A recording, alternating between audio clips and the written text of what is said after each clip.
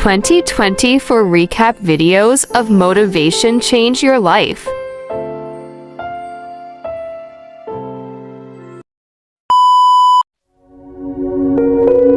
एक भरपूर ज़िंदगी कैसे एंजॉय करें? बहुत सिंपल क्वेश्चन। ढेरों पैसे हों, मुल्क घूमें, लग्जरी लाइफ गुजारें, अमीर तरीन बंदे बन जाएं, लेकिन 49% डाइवोर्स, सुसाइड, डिप्रेशन के मरीज दुनिया के अमीर तरीन बंदे ही होते हैं। एलन मैक्स से किसी ने पूछा, आप यंगस्टर को क्या एडवाइस करें कि वो भी आपकी जैसी ज़िंदगी गुजारें? तो उन्होंने कहा, मैं खुद भी कभी अपनी जैसी ज़िंदगी गुजारना नहीं चाहूँगा। तो क्या हम पैसा कमाना छोड़ दें? नहीं, पैसा और खुशी दोनों ज़िंदगी के लिए बहुत इंपॉर्टेंट है। आज की इस वीडियो में मैं आपको सही मायनों में बताऊंगी कि पैसा हमारी ज़िंदगी के लिए कितना इंपॉर्टेंट है और खुशी, सेटिस्फेक्शन, सुकून और घर की क्या वैल्यू है कि हम अपनी जवानी में ही बगैर स्ट्रेस के और बगैर प्रेशर के पैसा भी कमा लें और भरपूर ज़िंदगी भी गुजार लें। आइए वीडियो का स्टार्ट करते हैं। एक दफ़ा 3 बूढ़े लोग एक घर के बाहर बैठे हुए थे। औरत घर से बाहर निकली तो उसने उन बूढ़े लोगों को देखा तो उसे बहुत दुख हुआ। वो घर के अंदर गई और अपने शौहर को बताया। शौहर ने कहा, उनको अंदर बुला लो, हम उनको खाना खिलाते हैं। वो औरत बाहर गई और उनसे पूछा, आप कौन हैं और आपका क्या नाम है? एक ने कहा, मेरा नाम मोहब्बत है। एक ने कहा, मेरा नाम दौलत है। एक ने कहा, मेरा नाम खुशी है। औरत ने कहा, आप तीनों मेरे घर आ जाएं। तो उन्होंने कहा, हम तीनों एक साथ नहीं आ सकते, आप किसी एक को बुला लें। तो औरत घर गई और उसके शौहर से कहा, हम दौलत को बुला लेते हैं। बीवी ने कहा, नहीं, हम खुशी को बुला लेते हैं। पास में उनकी बेटी थी, उसने कहा, नहीं, हम मोहब्बत को बुला लेते हैं। वो औरत मोहब्बत को लेने गई और मोहब्बत से कहा, तुम मेरे घर आ जाओ। देखा पीछे दौलत और खुशी भी आ रही थी। तब मोहब्बत ने बताया, जिस जगह मोहब्बत हो, दौलत और खुशी खुद बहुत आ जाती है। इस कहानी से हमें पता चलता है, अगर घर में मोहब्बत हो तो छोटी छोटी खुशियाँ, कम पैसा भी हो तो हम बहुत पुरसकून ज़िंदगी गुजार सकते हैं। आपने अपने इर्द गिर्द कई ऐसे लोग देखे होंगे जिनके पास महंगे कपड़े, बड़े बड़े घर नहीं, लेकिन वो मुतमिन ज़िंदगी गुजार रहे होते हैं। उनके बरक्स अमीर आदमी जिनके पास इतना पैसा है लेकिन उनके पास खुशियाँ नहीं, डिप्रेशन और स्लीपिंग पिल्स ही होती हैं। आप जानते हैं कि दुनिया के टॉप 10 रिचेस्ट पर्सन में से 6 लोग हैं जिनका डिवोर्स हो चुका है। क्या उनका अनगिनत पैसा उनको वो खुशियाँ और उनकी फैमिली को खुशियाँ ना दे सका कि वो एक अच्छी ज़िंदगी गुजार सकते? एलन मैक्स ने 3 शादियाँ की, तीनों ही नाकाम रहीं। हम सब यंगस्टर इन रिचेस्ट पर्सन को बहुत इंस्पायर होते हैं, हमारे लिए वो रोल मॉडल होते हैं। हम इंस्टाग्राम में, फेसबुक में उनको फॉलो करते हैं, उन जैसा बनना चाहते हैं। एक दफ़ा एलन मैक्स से किसी ने पूछा, आप यंगस्टर को कोई एडवाइस करें कि वो आप जैसी ज़िंदगी गुजारें? तो उन्होंने कहा, मैं तो खुद भी कभी अपने जैसा नहीं बनना चाहूँगा। एलन मैक्स की एक ही बेटी हैं। जब वो 18 साल की हुई तो उसने कोर्ट के ज़रिए अपने फादर से तमाम रिलेशन ख़त्म कर दिए और इस बात ने एलन मैक्स को डिप्रेशन में मुब्तला कर दिया। क्या एलन मैक्स इतने अमीर, उनकी कमाई, उनकी बेटी को, उनका पैसा, उनकी बेटी को वो सेटिस्फेक्शन ना दे सका? हमें भी हैप्पीनेस और सेटिस्फेक्शन को ज़्यादा इंपॉर्टेंस देनी चाहिए बनस्बत पैसों के, लेकिन ज़्यादातर लोग पैसों के पीछे ही भागते हैं। एक दफ़ा पैसा मिल जाए तो फिर सब कुछ ठीक हो जाएगा, लेकिन इसके बरक्स गरीब आदमी हैं। हम इस बात से डिनाई नहीं कर सकते कि गरीब आदमी भी बहुत दुखी होते हैं, सैड होते हैं, वो भी खुदकुशी कर लेते हैं। लेकिन अगर हम दोनों की लाइफस्टाइल को देखें और उनको कंपेयर करें तो बहुत डिफरेंस नज़र आएगा। लेकिन जहाँ हम उनकी अनसेटिस्फेक्शन, अनहैप्पीनेस देखें तो दोनों इक्वल हैं। जितना गरीब आदमी दुखी है और जितना अनसेटिस्फाई है, उतना ही अमीर आदमी भी दुखी और अनसेटिस्फाई है। उनमें कोई ज़्यादा डिफरेंस नहीं, दोनों इक्वल ही हैं। लेकिन गरीब आदमी को चाहिए कि उन्हें अपनी गरीबी से बाहर निकलना है, उन्हें इतना कमाना है कि एजुकेशन, स्टडी और फूड के लिए उन्हें 2 बार सोचना ना पड़े। बेसिकली पैसा एक फ्यूल है, एक ऑक्सीजन है जो हमारे लिए बेसिक ज़रूरियत पूरी करता है। 20 साल की उम्र में हम कमाना शुरू कर देते हैं इस उम्मीद से कि पैसा कमा लें फिर इंजॉय करेंगे। 40 साल के होते हैं तो पैसा इतना नहीं बढ़ता जितनी रिस्पॉन्सिबिलिटीज़ बढ़ जाती हैं और इस वक्त हमारे पास क्या होता है, सिर्फ रिग्रेट, और हम अपनी ख्वाहिशात का गला दबा देते हैं। डोंट वेस्ट टाइम, हर पल को जिएँ। वो एक चाय का कप ही क्यों ना हो जो अपनी बीवी के साथ टेरेस में बैठकर एंजॉय करके पी रहे हैं। ये सब इक्वल कैसे हो? सेटिस्फेक्शन भी हो, सुकून भी हो, पैसा भी हो, बहुत आसान है, सिर्फ माइंडसेट की बात है। आइए मैं आपको बताती हूँ। हम सबसे पहले सोशल मीडिया को देखें। सोशल मीडिया हम सब यूज़ करते हैं, हज़ारों लोग नज़र आते हैं, ब्रांडेड कपड़े नज़र आते हैं, नई गाड़ियाँ, नई कार, नए घर, और अपनी पिक्स शेयर कर रहे होते हैं। हम अपने आप को उनसे कंपेयर करते हैं और अपना सेल्फ इमेज खराब कर लेते हैं। पहले हमें एक गाड़ी की ख्वाहिश होती है, किसी तरह भी हम एक गाड़ी ले लें, लेकिन जब गाड़ी आ जाती है तो फिर मर्सिडीज़ की ख्वाहिश जाग जाती है। गधों की तरह अपनी ख्वाहिश पूरी करने के पीछे लग जाती हैं। ख्वाहिशें, खुशियाँ आती हैं, लेकिन वो खुशियाँ लड़ाई झगड़ों चिड़चिड़ापन का शिकार हो जाती हैं। और इस माइंडसेट से हमने बाहर आना है, छोटी छोटी खुशियों को एंजॉय करना है। आपने देखा होगा कि काम से कमाई होती है, कमाई से काम नहीं होता। स्किल सीखें, स्पेसिफिक स्किल सीखें। आपने मार्केट में बहुत से डॉक्टर, बहुत से इंजीनियर, बहुत से टीचर देखे होंगे, लेकिन आप उनके पास आते हैं जो अपनी फील्ड में अपनी हार्ड वर्क, अपनी स्मार्टनेस और अपनी डिटर्मिनेशन की वजह से खुद को चेंज करते हैं। आप भी अपने आप को चेंज करें। Let me explain. आज हम जो फ़ोन यूज़ करते हैं, आज से कई साल पहले स्टीव जॉब्स ने अपने इंटरेस्ट और अपनी स्पेसिफिक नॉलेज को यूज़ करते हुए ऐसा फ़ोन बनाया जिसने सबको चेंज कर दिया, सबको हैरान कर दिया और उनको रातों रात अमीर कर दिया। वो बगैर इतनी मेहनत के और इतने साल ज़ाया किए बगैर कम ही सालों में एक एंजॉय करती हुई ज़िंदगी गुजारना शुरू कर दी। बिल गेट्स, जो हम आज वेबसाइट यूज़ करते हैं, बिल गेट्स ने अपने स्पेसिफिक नॉलेज की वजह यूज़ करते हुए एक ऐसी वेबसाइट बनाई और वो रातों रात अमीर हो गए। और ये पहली वेबसाइट थी और अब हम सब लोग इसको इस्तेमाल कर रहे हैं। अब हम सोचते हैं कि स्पेसिफिक नॉलेज और ये प्रॉब्लम्स और इनका सलूशन कहाँ से ढूंढें। आप अपने शहर, अपने मुल्क और अपने इर्द गिर्द के हालात देखें। वो प्रॉब्लम्स जो हम सब फेस करते हैं उनका सलूशन ढूंढें और मज़े से इंजॉय करते हुए पैसे भी कमाएंगे और रातों रात अमीर भी हो जाएंगे। इन पैसों में सुकून भी होगा और खुशी भी होगी और लग्जरी लाइफ भी होगी और दिल में कोई रिग्रेट नहीं होगा कि मेहनत तो बहुत की लेकिन शायद किस्मत में नहीं था। अपना लाइफ स्टाइल चेंज करें, अपना माइंड सेट चेंज करें, कुछ नया करें। हम में सोशल मीडिया में भी वही लोग कामयाब होते हैं जो कुछ चेंज लेकर आते हैं, प्रॉब्लम के साथ उनका सलूशन भी बनाते हैं। आई होप मेरी वीडियो भी आपके कुछ मसलों को हल कर सके। आप भी अपनी ज़िंदगी ज्वाइन करें। जब भी हम इस दुनिया से जाने लगेंगे तो हम ये नहीं सोचेंगे कि मर्सिडीज़ होती, महंगा मोबाइल होता, सिर्फ हमारे पास रिग्रेट होगा कि ज़िंदगी को हम सही मायनों में इंजॉय नहीं कर सकें।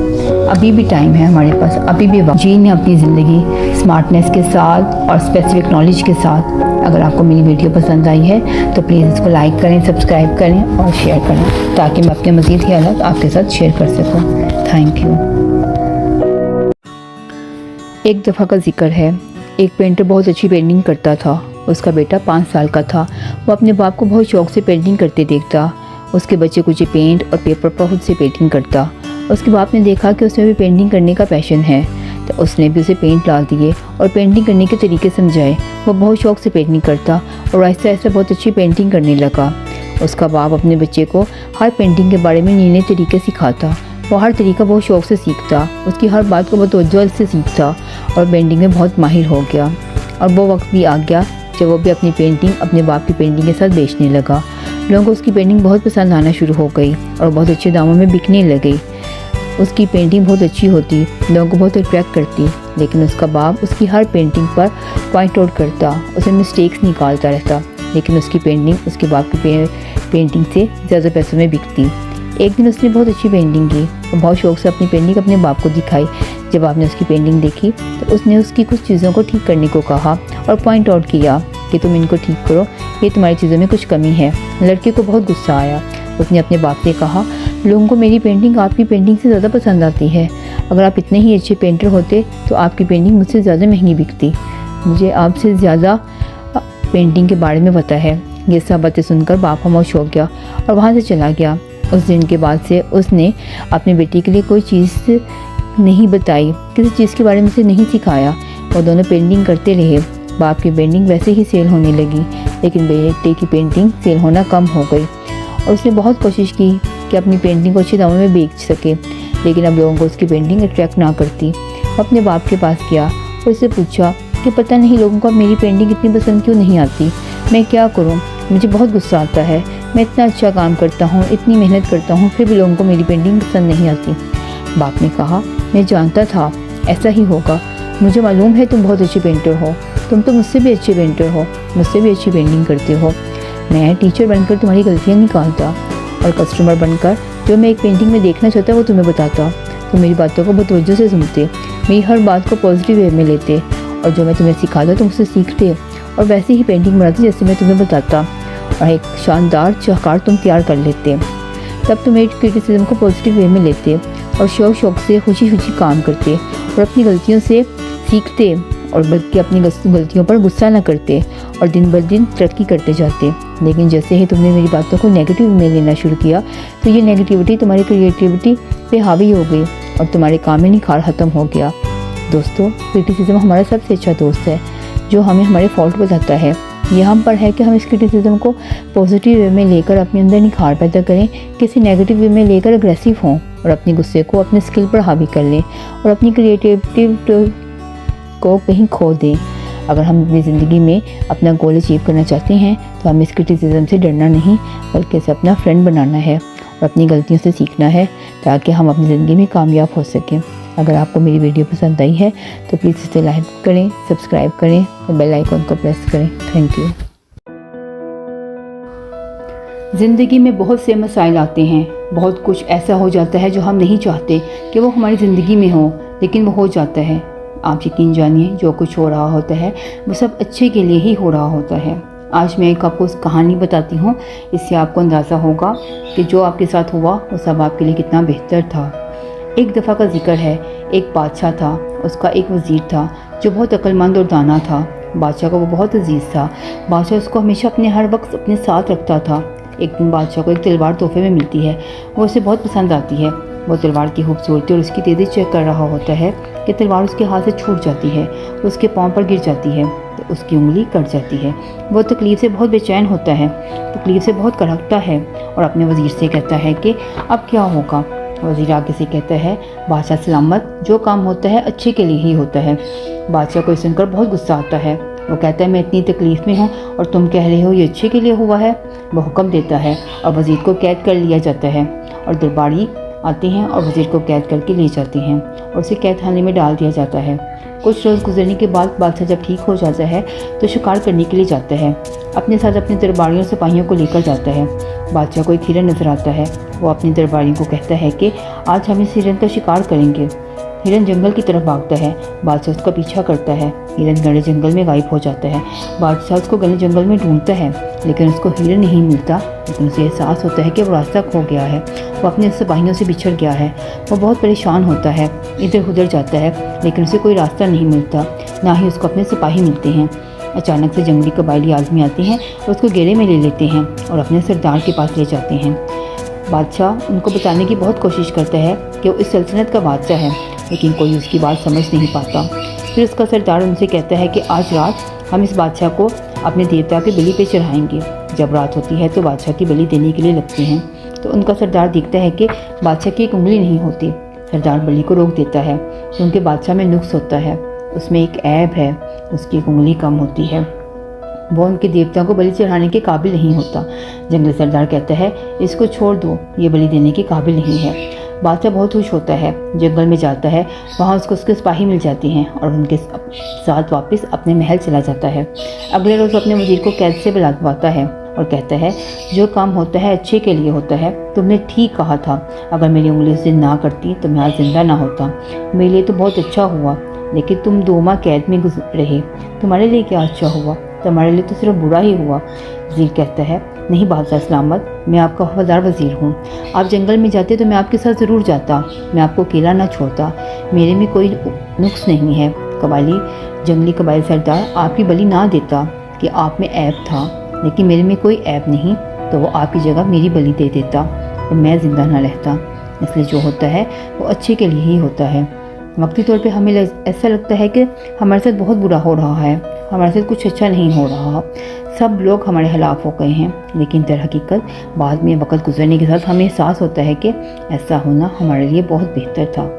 آپ نے اسٹیو جاب تو سنے ہی ہوئے ہیں کہ جنہوں نے آئی فون کے موجد تھے، انہوں کی کمپنی سے نکال دیا گیا جو انہوں نے بہت محنت کے ساتھ بنائی تھی.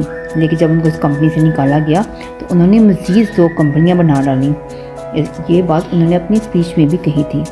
اس لیے جو ہوتا ہے وہ اچھے کے لیے ہی ہوتا ہے. اگر ہم ایک چیز سے نکل جاتے ہیں تو اگلے 2 کام پہلے سے تیار ہوتے ہیں جو ہم نے کرنے ہوتے ہیں. اگر آپ کو میری ویڈیو پسند آئی ہے تو پلیز مجھے سے لائک کریں، سبسکرائب کریں، بیل آئیکن کو پریس کریں. Thank you. گویا اللہ کو بڑھانا تھا رتبہ حسین کا، ورنہ جو چھری ابراہیم کے بیٹے اسماعیل پہ نہ چلی وہ علی کے بیٹے حسین پہ کیسے چلتی. لاشوں کی پامالی، بیبیوں کی بے حرمتی، حضرت بی بی سکینہ پر ظلم، یزید کا دربار، حضرت امام سجاد کا دل کو تڑپا دینے والا خطبہ جس نے مردہ دل کو زندہ کر دیا، ان سب کے بارے میں اس ویڈیو میں آج میں آپ کو بتاؤں گی۔ امام حسین کا سر جیسے ہی کاٹا گیا، حیام سے بی بی زینب تڑپ اٹھیں، وہ رو رو کر میدان میں آئیں اور کہتی ہیں شمر مت بول، یہ اللہ کا رسول کا نواسہ ہے۔ جیسے ہی بی بی زینب جلتے ہوئے حیام پر نظر پڑتی ہے تو حیام کی طرف جاتی ہیں، ایک ایک بچے کو باہر نکالتی ہیں۔ فوج یزید خیموں کو لوٹنے آ جاتے ہیں، بچوں کو مارتے ہیں، بیبیوں کی چادروں کو کھینچتے ہیں۔ بی بی زینب تمام بیبیوں کو اکٹھا کرتی ہیں۔ بی بی زینب دیکھتی ہیں کہ بستر بیماری میں سویا ہوا امام سجاد ابھی تک خیام سے باہر نہیں آیا۔ آپ پھر سے جلے ہوئے خیمے میں جاتی ہیں اور امام سجاد کو اٹھا کر باہر لاتی ہیں۔ امام سجاد مقتل گاہ کو دیکھتے ہیں تو فرماتے ہیں اللہ ہمارے خاندان کی قربانی کو قبول فرما۔ بس اب لاش کو پامال کرنے کی تیاری کی جاتی ہے۔ شمر حکم دیتا ہے گھوڑوں کو مشرق سے مغرب کی طرف اور مغرب سے مشرق کی طرف لاشوں کے اوپر سے دوڑایا جائے۔ حضرت امام حسین کی لاش کو اتنا پامال کیا جاتا ہے کہ ان کی دائیں پسلی بائیں اور بائیں پسلی دائیں طرف ہو جاتی ہے۔ پھر بیبیوں کے پاس رہ جاتا ہے، ان کے پاس جو سامان ہوتا ہے وہ بھی لوٹ لیا جاتا ہے۔ اتنے میں شمر کی نظر بی بی سکینہ پر پڑتی ہے، اس سے پوچھتے ہیں تو وہی ہے جس سے حضرت امام حسین بہت محبت کرتے تھے؟ بی بی سکینہ فرماتی ہیں جی ہاں۔ اتنے میں شمر ان کو بالوں سے پکڑتا ہے، تھپڑ مارتا ہے اور ان کے کانوں کی بالیوں کو نوچ ڈالتا ہے۔ بی بی سکینہ روتی ہوئی مقتل گاہ کی طرف جاتی ہیں اور اپنے آپ کو اپنے بابا کے جسم پر لپیٹ لیتی ہیں۔ سورج ڈھلنے لگتا ہے۔ حضرت زینب تمام بیبیوں کو دلاسا دیتی ہیں، سب کو اکٹھا کرتی ہیں، ایک ایک بچے کو گنا جاتا ہے۔ بی بی زینب دیکھتی ہیں کہ بی بی سکینہ کہیں نہیں۔ آپ بی بی سکینہ کو ڈھونڈتے ہوئے مقتل گاہ کی طرف جاتی ہیں تو کیا دیکھتی ہیں بی بی زینب اب بی بی سکینہ کو اپنے بابا کے جسم کے ٹکڑوں کے ساتھ لپٹی ہوئی سویا ہوا پاتی ہیں۔ آپ بی بی سکینہ کو اٹھاتی ہیں، انہیں پیار کرتی ہیں اور کہتی ہیں آپ بچوں کے ساتھ آ کے بیٹھو۔ بی بی زینب سب کو اکٹھا کر کر ان پر پہرا دیتی ہیں۔ شام میں غریباں گزر جاتی ہے۔ 11 محرم کا سورج طلوع ہوتا ہے۔ آل محمد کو رسیوں سے قید کر کے کوفے کی طرف لے جایا جاتا ہے۔ حضرت زینب قتل گاہ سے گزرتی ہیں تو امام حسین کی لاش کو دیکھتی ہیں۔ حضرت امام حسین کا جسم کربلا کی خاک میں بکھرا پڑا ہوتا ہے، کوئی بھی حصہ سلامت نہیں ہوتا۔ امام سجاد کو زنجیروں سے لپیٹا جاتا ہے اور بھاری پتھر کو ان کی پشت پر رکھا جاتا ہے۔ تمام بیبیوں کو قید کر کے کوفہ کی طرف لے جایا جاتا ہے۔ آل محمد کے قافلے میں کئی معصوم بچے بھی تھے، ان بچوں کو الگ الگ اونٹ کی پشت پر باندھا جاتا ہے۔ اونٹ کی پشت سے جو بچہ گر جاتا ہے وہ اونٹ کے پاؤں سے ہی کچل دیا جاتا ہے اور شہید ہو جاتا ہے۔ قافلہ جیسے ہی کوفہ پہنچتا ہے تو پتھروں اور گرم پانی سے قافلے کا استقبال کیا جاتا ہے۔ بی بی زینب کو باغی کی بہن کہا جاتا ہے۔ بی بی زینب اپنے بابا کی امت کو دیکھ کر فرماتی ہیں کہ اے لوگو شرم کرو، میں زینب بنت علی ہوں۔ جب قافلہ یزید کے دربار پہنچتا ہے تو یزید خوشی سے جھوم جاتی ہیں، وہ سمجھ نہیں آتا کہ میں کیا کروں۔ وہ درباریوں کو کہتا ہے کہ ایسے مختار صفی کو لے کر آؤ، میں اس کو دکھاؤں میں نے اس کے امام حسین کا کیا حشر کر دیا، اس کی بیٹیوں بہنوں کا کیا انجام کیا۔ اس کے سامنے حضرت امام کا سر پیش کیا جاتا ہے۔ وہ پوچھتا ہے یہ کس کا سر ہے؟ یزید کہتا ہے یہ حضرت امام حسین کا سر ہے۔ بس وہ زنجیروں کو توڑتے ہوئے یزید کی گردن کو پکڑتا ہے۔ حضرت امام سجاد حضرت مختار صفی کو کندھے پر ہاتھ رکھتے ہیں اور کہتے ہیں کہ اے مختار صبر کر، میں سجاد ہوں، میرے ساتھ رسول اللہ کی بیٹیاں بھی اس دربار میں موجود ہیں۔ حضرت مختار صفی زمین پر بیٹھ کر چیخیں مار مار کر روتے ہیں۔ حضرت مختار صفی کو دوبارہ قید کر لیا جاتا ہے اور آل محمد کو بھی کچھ دنوں کے لیے کوفہ میں ہی قید کر لیا جاتا ہے۔ کچھ دنوں بعد یہ قافلہ کوفے سے شام کی طرف روانہ ہوتا ہے۔ بہت سی سختیاں سہتے سہتے جب یہ قافلہ شام کو پہنچتا ہے تو یزید قافلے میں حکم پہنچاتا ہے رکو، جب تک شام پوری طرح سج نہیں جاتا تب تک بیبیاں شام میں داخل نہ ہوں۔ 3 دن تک بیبیوں کو شہر کے باہر کھڑا ٹھہرایا جاتا ہے۔ پورے شام کو سجایا جاتا ہے۔ شام کے مسلمانوں کو حکم دیا جاتا ہے شام کو سجایا جائے، نئے ملبوسات پہنے جائیں۔ جیسے ہی قافلہ شام میں داخل ہوتا ہے تو ان کو پتھر مارے جاتے ہیں، اتنے پتھر مارے جاتے ہیں کہ قیامت تک کے لوگوں کو کبھی یزید کے ساتھ بغاوت نہ کریں۔ حضرت زینب اور باقی بیویاں روتی ہوئی شام میں داخل ہوتی ہیں۔ یہ قافلہ آہستہ آہستہ چلتے ہوئے یزید کے دربار پہنچتا ہے۔ यजीद के दरबार पहुंचता है तो यजीद उनको देखते हुए हंसता है, झूमता है, इमाम हुसैन के सर की तौहीन करना शुरू करता है और कहता है काश मेरे बड़े ज़िंदा होते तो मैं उनको बताता बद्र हक का ये कैसा बदला लिया मैंने। वहाँ के यहूदी होता है, जब वो ये मंजर देखता है तो दरबारियों से पूछता है ये अजीब सा काफ़िला किसका है, ये सर किसका है। दरबारी बताते हैं ये सर इमाम हुसैन का है और काफ़िला हज़रत मोहम्मद की बेटियों का है। वो कहता है फातिमा बिनते रसूलुल्लाह जो रसूलुल्लाह की बेटी हैं उसके बेटे का सर है। वो कहते हैं हाँ। यहूदी चीख कर कहता है तुम्हें शर्म नहीं आती, अभी तुम्हारे रसूल को गुजरे हुए 50 साल ही भी नहीं हुए, तुमने उसके ख़ानदान का क्या हश्र कर दिया। उनकी बेटियों को बाज़ारों से लेकर आए और उनके बेटे के सर की बेहुरमती कर रहे हो। ए मुसलमानों, में हज़रत ज़ौस के कबीले से हूँ, अब भी मेरी कौम मेरा एहतराम करती है। जैसे ही शोर यजीद के कानों में गुजरता है तो वो उसका भी सरम कलम कर देता है और यजीद फिर से आप हज़रत इमाम हुसैन के सर की बेहुरमती शुरू कर देता है। हज़रत इमाम सज्जाद फरमाते हैं ए यजीद तू अपने ख़ानदान की तारीफ़ तो कर रहा है, मुझे भी मौका दे, मैं लोगों को बताऊं कि मैं किस ख़ानदान से हूँ। दरबारी कहते हैं ये बीमार लागिर जंजीरों में जकड़ा हुआ क्या बोलेगा, इसे भी मौका दे, मिंबर में आने दे। मिंबर में आकर बोलने का हज़रत इमाम सज्जाद को बुलाया जाता है। हज़रत इमाम सज्जाद मिंबर पर आते हैं और फरमाते हैं तमाम तारीफ़ें उस अल्लाह के लिए जिसके हाथ में कायनात का निज़ाम है और तमाम दुरूद व सलाम हज़रत मोहम्मद सल्लल्लाहु अलैहि वसल्लम पर जिनके लिए मेरा ख़ानदान ने सब कुछ कुर्बान कर दिया। इमाम सज्जाद उस दरबार को देख कर फरमाते हैं ए लोगो, मैं काबे का बेटा हूँ, मैं अली का पोता हूँ, मैं रसूलुल्लाह की औलाद में से हूँ, मैं उसका बेटा हूँ जिसने हैबर को फ़तह किया, मैं उसका बेटा हूँ जिसने तुम्हें दीन समझाया, जिसको फ़र्ज से अर्श पर बुलाया गया, मैं उस रसूलुल्लाह का बेटा हूँ। ए लोगो, मैं उसका बेटा हूँ जिसका ये सर है, जिसके लोगों को रसूलुल्लाह चूमते थे। ये वो हुसैन हैं जिसे रसूलुल्लाह अपने कंधों पर सवार कराते थे। मैं वो गरीब बेटा हूँ जिसने अपने बाबा को करबला की ज़मीन पर ज़िबा होते हुए देखा। मैं वो रसूलुल्लाह का बेटा हूँ जिसको रसूलुल्लाह की बेटियों के साथ बाज़ारों में फिरवाया गया और पत्थर मारे गए। इमाम सज्जाद के खुतबे में इतना दर्द था कि दरबारी रोने लगे और यजीद ये सोचता है कि बगावत शुरू ना हो जाए। वो ऐलान करवाता है कि अजान दी जाए। जैसे अजान दी जाती है इमाम सज्जाद अजान सुनना शुरू करते हैं।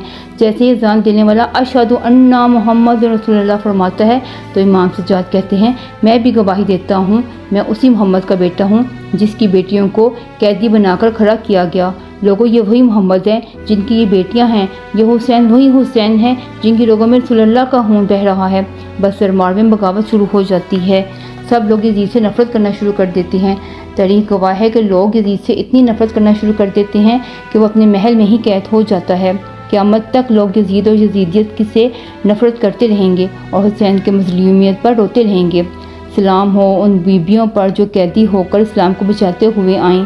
सलाम हो आले मोहम्मद पर जिन्होंने इतनी सख्तियों को सहते सहते इस्लाम को बचाया, कुरान को बचाया, हमारे ईमान को बचाया। यजीद डूब गया शाम के अंधेरों में, हुसैन चमकते हैं रोशनी की तरह। शुक्रिया। करबला की वादी में सब्र की पेकर है सकीना, दर्द गम की तस्वीर में मज़लूम है सकीना, मासूमियत की मिसाल है हुसैन की सकीना, सब्र और रज़ा की मिसाल है हुसैन की सकीना। हज़रत अब्बास की शहादत के बाद जब हज़रत इमाम हुसैन हाली मशकिज़ा और अलम लेकर हैमों की तरफ आते हैं तो बच्चे अलम को देखकर बहुत खुश हो जाते हैं। वो समझते हैं हज़रत अब्बास पानी लेकर आ रही हैं। जब हज़रत इमाम हुसैन आते हैं उन्हें बताते हैं कि हज़रत अब्बास शहीद हो गए तो बीबी सकीना बहुत रोती हैं। वो कहती हैं मेरा भाई बहुत छोटा है, वो मर जाएगा अगर उसे पानी नहीं मिलेगा। आप बीबी सकीना को एक खाली हैमे में लेकर जाती हैं और ज़मीन पर हाथ मारते हैं तो पानी उमड़ आता है। बीबी सकीना पानी देखकर बहुत खुश होती हैं। आप बीबी सकीना से फरमाते हैं हयाम से बाहर निगाह डालो। जैसे वो हयाम से बाहर देखती हैं तो दाद इंसान ज़बान लटकाए प्यासे खड़े होते हैं। तो आप बीबी सकीना को बताते हैं कि ए बेटी, अगर तुमने आज ये पानी पिया तो क़यामत तक तुम्हारी नाना की उम्मत हौज़ कौसर से महरूम रहेगी, इस्लाम से महरूम रहेगी। बीबी सकीना ने फरमाया ए मेरे बाबा, अगर मेरी नाना की उम्मत की शफाअत के लिए मेरा प्यासा रहना ज़रूरी है तो मैं अब प्यास बर्दाश्त कर लूँगी, मैं हर तरह का दुख और जुल्म बर्दाश्त कर लूँगी। कौन सा जुल्म था जिस ज़ालिमों ने हज़रत सकीना पर ना किया था। मैदानी करबला पर जब तमाम जवान शहीद हो गए, इमाम हुसैन तन्हा रह गए तो जुल्जनाब पर सवार हुए اور زلجنا کو حکم دیا مجھے میدان کربلا لے جا۔ زلجنا آگے نہ بڑھا، دیکھا بی بی سکینہ زلجنا کے قدموں سے لپٹی پڑی ہیں۔ حضرت امام حسین نے بی بی سکینہ سے فرمایا بابا کی جان بابا کو الوداع کہو۔ بی بی سکینہ فرماتی ہیں مت جائیں، صبح سے جو میدان کربلا گیا وہ واپس نہ آیا۔ حضرت امام حسین اپنی 4 سال کی بیٹی کو بہت پیار کرتے اور اپنی بہن حضرت زینب کے سپورٹ کیا اور سب کو الوداع کہتے ہوئے میدان کربلا چلے گئے۔ جیسے ہی حضرت امام حسین شہید ہوئے تو یزید کے سپاہیوں نے خیموں کو آگ لگا دی۔ حضرت سکینہ دوڑتی ہوئی خیمے سے باہر آتی ہیں اور اپنے بابا کو ڈھونڈنے لگتی ہیں۔ بی بی سکینہ نے لوگوں سے پوچھا میرے بابا کہاں ہیں؟ ان میں سے ایک ظالم نے پوچھا تمہارے بابا کا نام کیا ہے؟ تو انہوں نے بتایا میرے بابا کا نام حسین ہے، اور ظالم نے تیر نکالا اور حضرت امام حسین کو تیر مارتے ہوئے بولا وہ دیکھ وہ تیرے بابا ہیں۔ بی بی سکینہ دوڑتی ہوئے اپنے بابا کے پاس گئی تو 4 سال کی معصوم بچی اپنے بابا پہ خنجر چلتے ہوئے دیکھ رہی تھی۔ 4 سال کی بچی قریب سے اپنے بابا کو ذبح ہوتے ہوئے دیکھ رہی تھی۔ بی بی سکینہ کو دیکھتے ہوئے شمر تلوار ان کو دکھاتا اور حضرت امام حسین کی گردن پر ضرب لگاتا۔ حضرت امام حسین کی شہادت کے بعد ظالموں نے لاشوں پر گوڑے دہرائے، خیموں کو آگ لگا دی، اہل حرم کو قید کر لیا۔ جب خیموں کو آگ لگی تو بی بی سکینہ خیمے سے باہر آئیں تو شمر نے ان کے کانوں سے ان کی بالیاں نوچ لیں، ان سے خون بہنے لگا، یہاں تک کہ بی بی سکینہ کی دم موت تک ان کے ہاتھ ان کے کانوں پر ہی تھے۔ اس وقت ان کے خون کو کوئی پونچھنے والا نہیں تھا، ان کو دلاسا دینے والا نہیں تھا، ان کو کوئی پیار کرنے والا نہیں تھا۔ اہل بیت رسول کو قید کر لیا گیا۔ جب بی بی سکینہ اپنے بابا کے سر کو نیزے پر دیکھتی ہیں تو رونے لگتی ہیں۔ جیسے ہی بابا کی یاد میں رونے لگتی ہیں تو شمر انہیں تھپڑ مارتا ہے۔ 4 سال کی معصوم بچی کو اتنے تھپڑ مارے جاتے ہیں کہ ان کے منہ مبارک سے خون نکل آتا ہے۔ انہیں ننگے پاؤں قافلوں کے ساتھ چلایا جاتا ہے، قافلہ چلتے چلتے رک جاتا ہے، جس نیزے پر حضرت امام حسین کا سر مبارک تھا وہ نیزہ وہیں رک جاتا ہے، وہیں نصب ہو جاتا ہے۔ شمر پوچھتا ہے قافلہ کیوں رک گیا؟ امام سجاد فرماتے ہیں جس نیزے میں بابا کا سر مبارک ہے وہ زمین میں نصب ہو گیا ہے۔ بی بی زینب دیکھتی ہیں تو بی بی سکینہ نہیں ملتی۔ وہ دیکھتی ہیں کہ ایک نقاب پوش بی بی نے بی بی سکینہ کو اٹھایا ہوا ہے اور ان سے بہت پیار کر رہی ہیں۔ بی بی زینب پوچھتی ہیں آپ کون ہیں؟ تو وہ فرماتی ہیں میں تیری ماں فاطمہ بنت رسول ہوں۔ بی بی زینب اپنی ماں سے لپٹ کر رونے لگتی ہیں اور بی بی سکینہ کو لے کر واپس آ جاتی ہیں۔ شمر بی بی سکینہ کو دیکھ کر تھپڑ مارنے لگتا ہے، کہنے لگتا ہے تمہاری وجہ سے قافلہ رکا، پھر تھپڑ مارتا ہے اور بی بی سکینہ اور رونے لگتی ہیں تو شمر ان کو اونٹ کی پشت پر باندھ دیتا ہے اور کہتا ہے اب قافلہ نہیں رکے گا، مجھے جلد از جلد یزید کے دربار پہنچنا ہے اور اپنا انعام لینا ہے۔ جیسے قافلہ شام پہنچتا ہے، یزید کے دربار پہنچتا ہے تو یزید کہتا ہے یہ کون ہے؟ بتایا جاتا ہے یہ علی کی بیٹیاں ہیں۔ یہ کہنے لگتا ہے یہ چھوٹی بچی کون ہے؟ تو ان لوگوں میں سے کہا جاتا ہے یہ سکینہ ہے، حضرت امام حسین کی بیٹی۔ بی بی سکینہ دربار میں ایسی کھڑی ہوتی ہیں کہ ایک پیر اوپر ہوتا ہے تو دوسرا نیچے، دونوں پیر اکٹھے زمین پر نہیں رکھ سکتی۔ یزید پوچھتا ہے تم ایسے کیوں کھڑی ہو؟ بی بی سکینہ فرماتی ہیں تمہارے سپاہیوں نے اتنی زور سے رسیوں کو باندھا ہوا ہے کہ دونوں پیر ایک ساتھ نہیں رکھ سکتی۔ یزید نے کہا ان کی رسی کھول دو۔ یزید نے بی بی سکینہ سے کہا ہمیں معلوم ہے تمہارے بابا تم سے بہت پیار کرتے ہیں، اپنے بابا سے ملو گی؟ بی بی سکینہ نے فرمایا جی۔ تو یزید نے طرز پہ سے کپڑا ہٹایا۔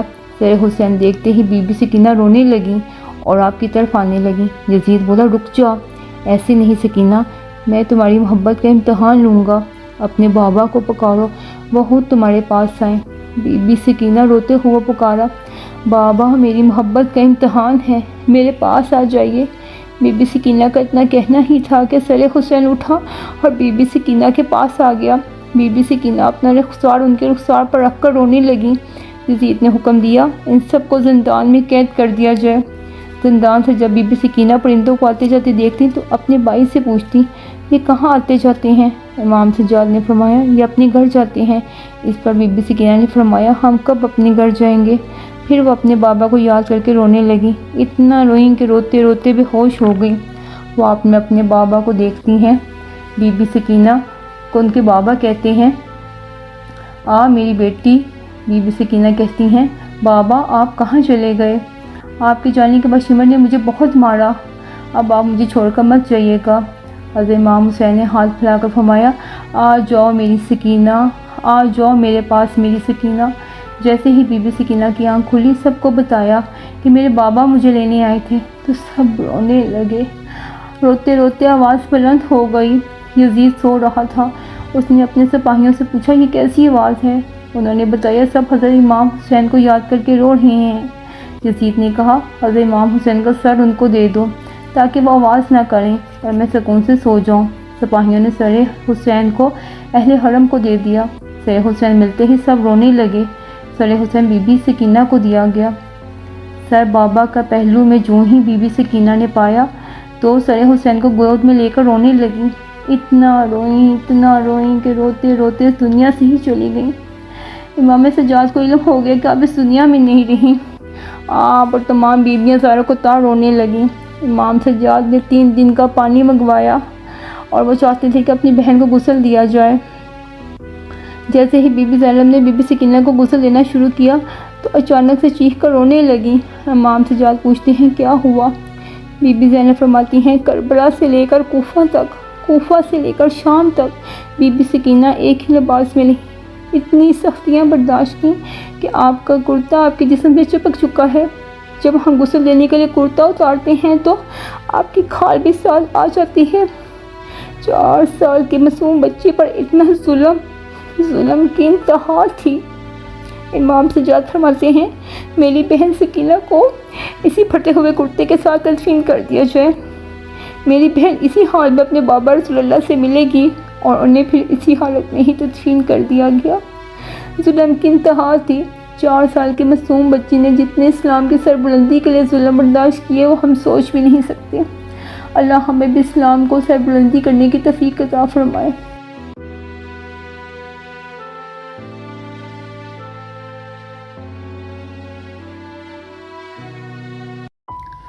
آج میں آپ کو ایک ایسی کہانی سنانے جا رہی ہوں جس سے آپ کو پتہ چلے گا اگر ہم اپنے کام پر فوکس رکھیں تو کتنی ہی بڑی پرابلم کیوں نہ آ جائے اس کا سلوشن ہم ضرور ڈھونڈ لیں گے۔ ایک گھنے جنگل میں ایک ہرنی رہتی تھی۔ ایک دن وہ اپنا بچہ جننے والی تھی کہ اچانک سے جنگل میں آگ بھڑک اٹھی اور وہ ہرنی بہت ڈر گئی۔ وہ ادھر ادھر بھاگنے لگی اور جنگل سے باہر نہر کے پاس آ گئی۔ جب وہ نہر کے پاس پہنچی تو اس نے دیکھا ایک ہونہار شیر اس کی طرف آ رہا ہے۔ وہ بہت ڈر گئی اور دوسری طرف بھاگنے لگی تو وہاں دیکھا ایک اور شکاری اس کا نشانہ باندھے کھڑا ہے۔ وہ جان گئی کہ اب اس کی موت یقینی ہے۔ اگر آگے بڑھے گی تو شیر اسے کھا لے گا اور اگر دوسری طرف جائے گی تو شکاری شکار کر لے گا اور اگر واپس جنگل میں جائے گی تو جلس جائے گی۔ اسے کچھ سمجھ نہیں آ رہا تھا۔ وہ ادھر ادھر بھاگنے لگی لیکن بے سود تھی کہ وہ کیا کرے۔ پھر اس نے سوچا جو کام وہ کر سکتی ہے اس پر ہی اپنا فوکس رکھے۔ اس نے اپنا پورا فوکس اپنا بچہ جننے میں لگا دیا اور ایک صحت مند بچے کو جنا۔ جیسے ہی بچہ جنا جنگل میں بہت تیز ہوا چلی اور بارش شروع ہو گئی۔ بارش کی وجہ سے شکاری کا نشانہ ہتا ہو گیا اور اس کا تیر ہرن کی بجائے شیر کو جا لگا اور شیر اسی وقت مر گیا۔ بارش کی وجہ سے جنگل کی آگ بجھ گئی اور ہرنی اپنا بچہ لے کر جنگل میں غائب ہو گئی۔ اس کہانی سے ہمیں پتہ چلتا ہے کہ فوکس اگر ہم اپنی پرابلم پہ لگائیں گے تو کبھی کامیاب نہیں ہوں گے۔ ہمیشہ اپنی پرابلم کے بارے میں ہی سوچتے جائیں گے اور پرابلم کو ختم کرنے کی بجائے مزید بڑھاتے جائیں گے۔ لیکن اگر فوکس ہم اپنے گول پر لگائیں گے تو ضرور اپنا گول اچیو کر لیں گے۔ تب ہمیں ایسے لگتا ہے کہ دل و دماغ اور ارد گرد کے حالات اور قسمت ہمارا ساتھ دے رہے ہیں، اس لیے ہم کامیاب ہو گئے۔ لیکن در حقیقت وہ ہمارا ساتھ نہیں دے رہے ہوتے، بلکہ ہم خود ہر چیز کو اگنور کر کے اپنا پورا فوکس اپنے گول کو اچیو کرنے میں لگا دیتے ہیں۔ اگر آپ کو میری کہانی پسند آئی ہے تو پلیز مجھے سبسکرائب کریں، بیل آئیکن کو پریس کریں۔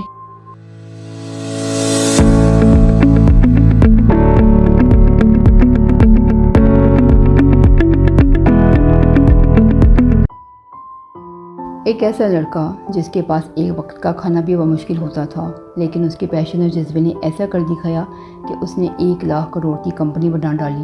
یہ کہانی ہے ہونڈائی کے فاؤنڈر چنگ یو ینگ کی۔ چنگ یو 1950 میں کوریا کے ایک چھوٹے سے گاؤں میں پیدا ہوئے۔ وہ ٹیچر بننا چاہتے تھے لیکن ان کے حالات اتنے خراب تھے کہ انہوں نے اپنی پڑھائی چھوڑ دی اور اپنے فادر کے ساتھ کھیتوں میں کام کرنے لگے۔ وہ شہر جا کر لکڑیاں بیچتے۔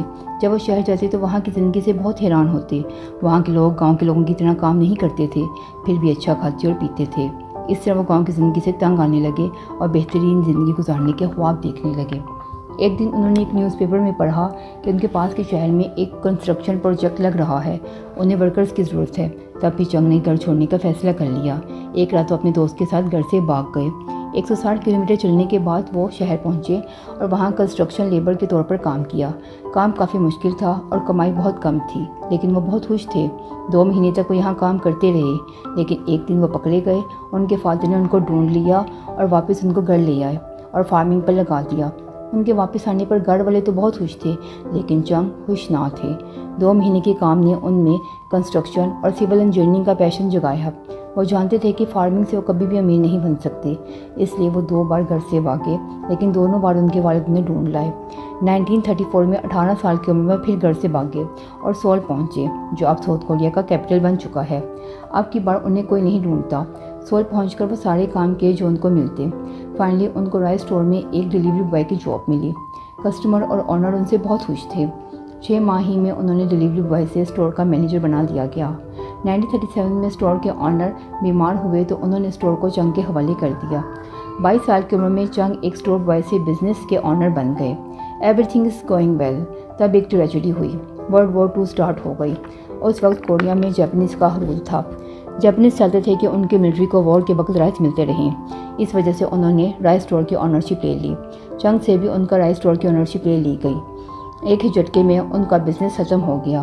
وہ بہت دکھی تھے، لیکن انہوں نے ہار نہ مانی۔ وہ اپنے آپ سے کہتے، اگر میں دل و جان کے ساتھ کوئی بھی کام کروں گا تو وہ سکسیسفل ہو سکتا ہے۔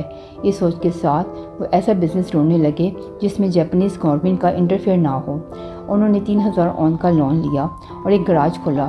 ان کی قسمت اتنی خراب تھی کہ گراج کھلنے کے 1 مہینے بعد ہی گراج میں آگ لگ گئی اور سب کچھ جل کر راکھ ہو گیا۔ یہ وقت بہت مشکل تھا۔ ان کو اپنا لون اتارنا تھا اور کسٹمر کا نقصان کو بھی پورا کرنا تھا۔ ان کے حالات میں کوئی بھی ہار مان سکتا تھا، لیکن چنگ نے ہار نہ مانی۔ حالات میں ہر کوئی ہار مان سکتا تھا، لیکن چنگ نے ہار نہ مانی۔ انہوں نے فریش لون لیا اور پہلے سے بھی اچھا گراج بنا ڈالا۔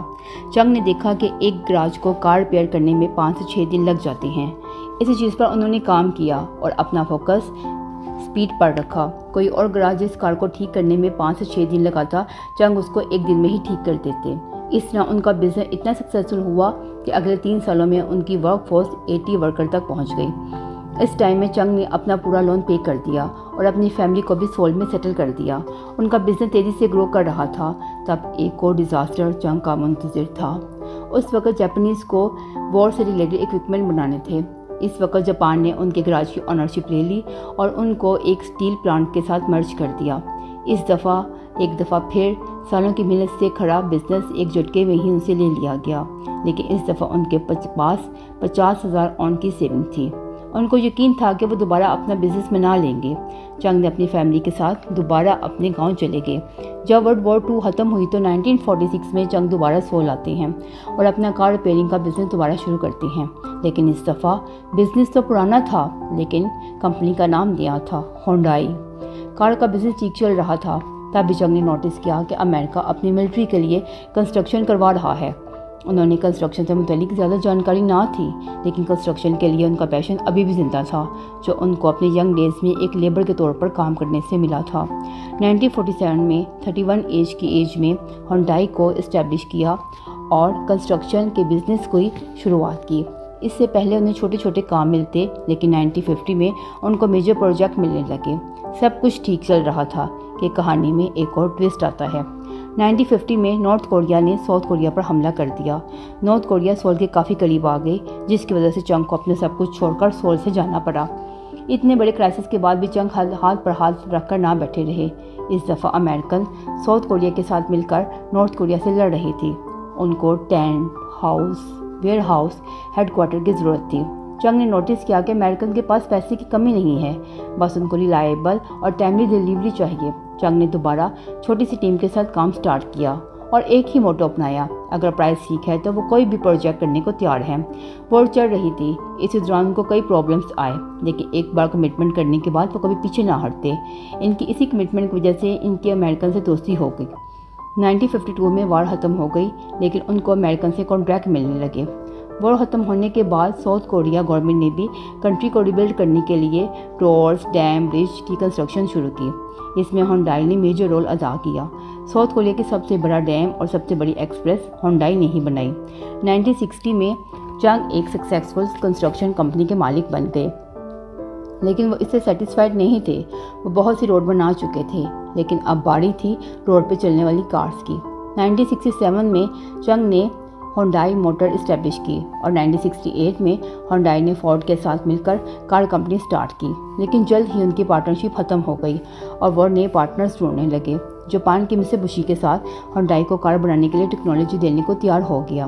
तब साउथ कोरिया गवर्नमेंट ने भी कहा कि उनको अपने सिटीज़न के लिए कार बनानी है जो काफ़ी अफोर्डेबल हो और उसमें साउथ कोरिया के ही बने हुए पार्ट यूज़ हों। तो चंग ने सबसे पहले साउथ कोरियन कार बनाई। ये इतनी सक्सेसफुल हुई कि देखते ही देखते होंडाई ने मार्केट से 60% शेयर कैप्चर कर लिए। कार स्टार्ट में तो बहुत ज़्यादा सक्सेसफुल हुई, लेकिन आहिस्ता आहिस्ता इसमें बहुत सी प्रॉब्लम्स आने लगी। गर्मी में पेंट छोड़ देती, कार में मैकेनिक प्रॉब्लम्स बहुत ज़्यादा थी। 7 साल ये कंपनी बहुत लॉस में रही।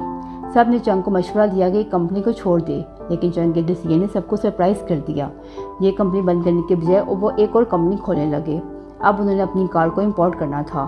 उन्होंने एक न्यू कार बनाई। अपनी कार में कुछ चेंजिंग के बाद एक मॉडर्न कार तैयार की जो अमेरिकन, अफ्रीका, कनाडा और कोरिया में बहुत सक्सेसफुल हुई। अब चंग एक डिसेंट कार प्रोड्यूस कर रहे थे, लेकिन अब उनका मोटो यूएसए में अपनी कार फेमस करवाना था। उन्होंने एक ऐसी कार बनाई जिसकी कीमत यूएसए की सेकेंड हैंड कार के इक्वल थी और इसके साथ वो अपनी न्यू कार में 5 साल की वारंटी भी देते थे। उनकी इस स्ट्रेटजी ने यूएसए की कार मार्केट को हिलाकर रख दिया। 2 साल में यूएसए में सबसे ज़्यादा सेल होने वाली कार बन गई। होंडाई दुनिया की तीसरी बड़ी कंपनी है। होंडाई ने अपनी कार की वजह से बहुत मशहूर है, लेकिन असल में होंडाई 42 कंपनीज और भी रन कर रही है, जिनमें होंडाई हैवी इंडस्ट्री जो दुनिया की सबसे शिप बिल्डिंग बनाने वाली बड़ी कंपनी है। ये कंपनी होंडाई की वजह से साउथ कोरिया को जापान को पीछे करने में कामयाब हुई। दुनिया की सबसे ज़्यादा शिप बनाने वाली कंपनी बन गई। साउथ कोरिया के लिए होंडाई एक कंपनी नहीं बल्कि कोरिया को रीबिल्ड करने वाला एक इंस्टीट्यूट है, जिससे लाखों लोगों को जॉब देकर कंपनीज को बनाकर कोरिया को एक डेवलप कंपनी बना दिया। इन सब की शुरुआत एक गांव के उस लड़के ने की जिसके पास फूड, एजुकेशन, मेडिकल फैसिलिटीज़ ना थी। था तो सिर्फ पैशन, जिस पैशन ने उसके ख्वाब पूरे कर दिखाए। अगर हम में भी ये पैशन हो तो कोई भी हमें आसमान की ऊंचाइयों को छूने से नहीं रोक सकता। अगर आपको मेरी डॉक्यूमेंट्री पसंद आई है तो प्लीज़ मुझे सब्सक्राइब करें और लाइक करें ताकि मैं मज़ीद डॉक्यूमेंट्री आप तक शेयर कर सकूं। अली ने बता दिया इबादत किसे कहते हैं, हुसैन ने बता दिया शहादत किसे कहते हैं। जंग की इजाज़त ना मिली हुसैन से वरना अब्बास बताते क़यामत किसे कहते हैं।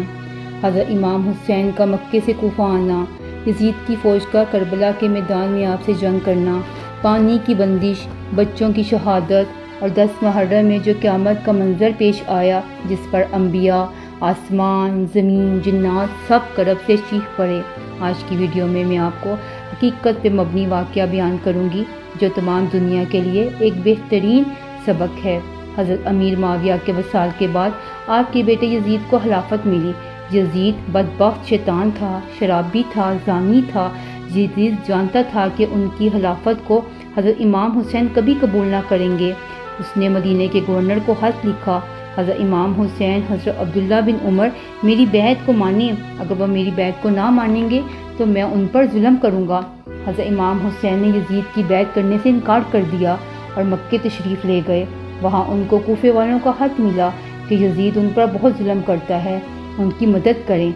आपने अपने भाई मुस्लिम बिन अकील को कूफे रवाना किया और वहाँ जाकर हालात मालूम करे।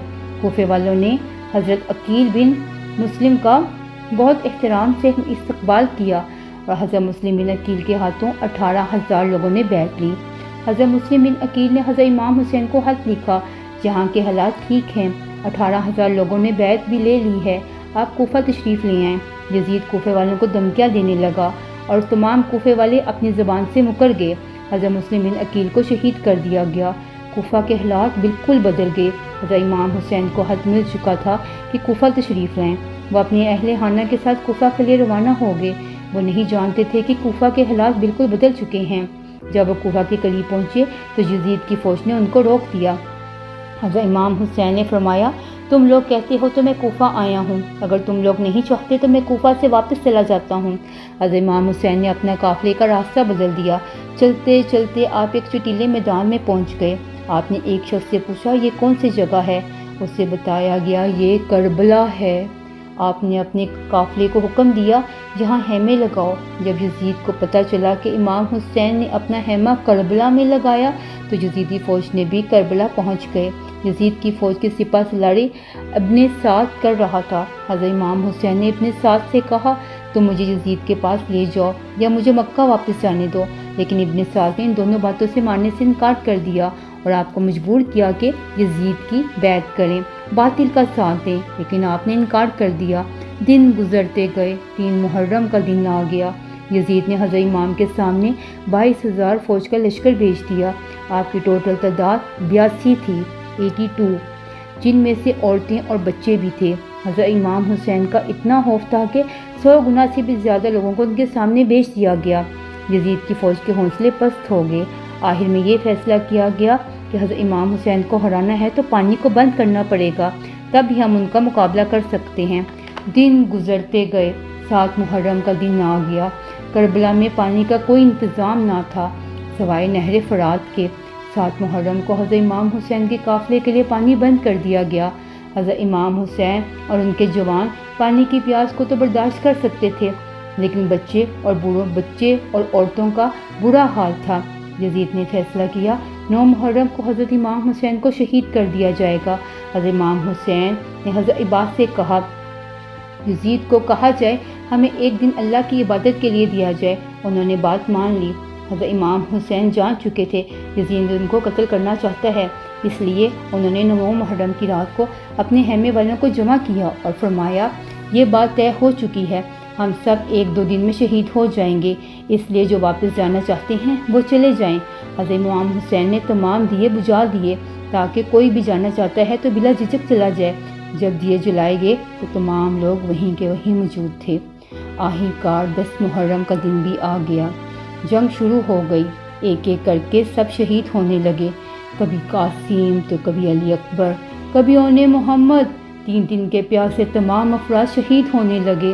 حضرت عباس علمدار سے حضرت امام حسین کے چھوٹے بیٹے علی اصغر کی پیاس نہ دیکھی گئی۔ وہ گھوڑے پر بیٹھ کے نہر فرات کی طرف پانی کا مشکیزہ لے کے گئے۔ مشکیزے میں پانی بڑا ہی تھا کہ یزید کی فوج نے حضرت عباس علمدار پر حملہ کر دیا، ان پہ تیروں کی برسات کر دی اور وہ حضرت امام کے خیمے سے پہنچنے سے پہلے ہی شہید ہو گئے۔ اس طرح ایک ایک اہل بیت کے جوان سب شہید ہو گئے۔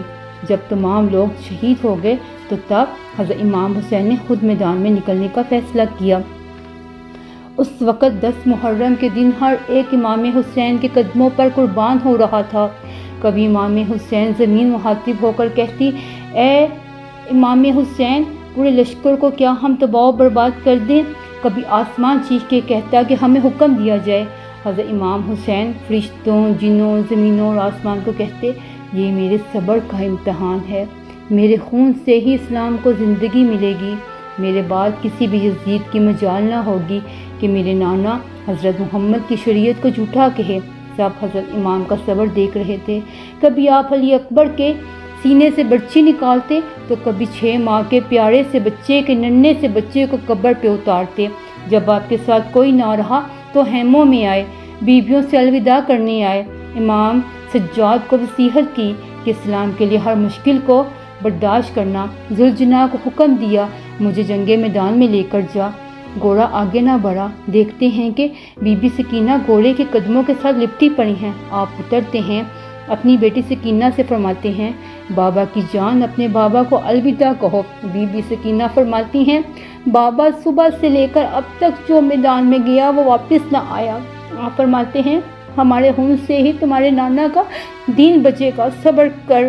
میدان میں آ کر بلند آواز میں فرماتے ہیں اے لوگوں میں رسول اللہ کا نواسا ہوں، حسین ہوں، فاطمہ کا بیٹا ہوں، علی کا لال ہوں، میں وہ ہوں جس کے بارے میں رسول فرماتے ہیں میرا خون رسول کا خون، میرا گوشت رسول اللہ کا گوشت ہے۔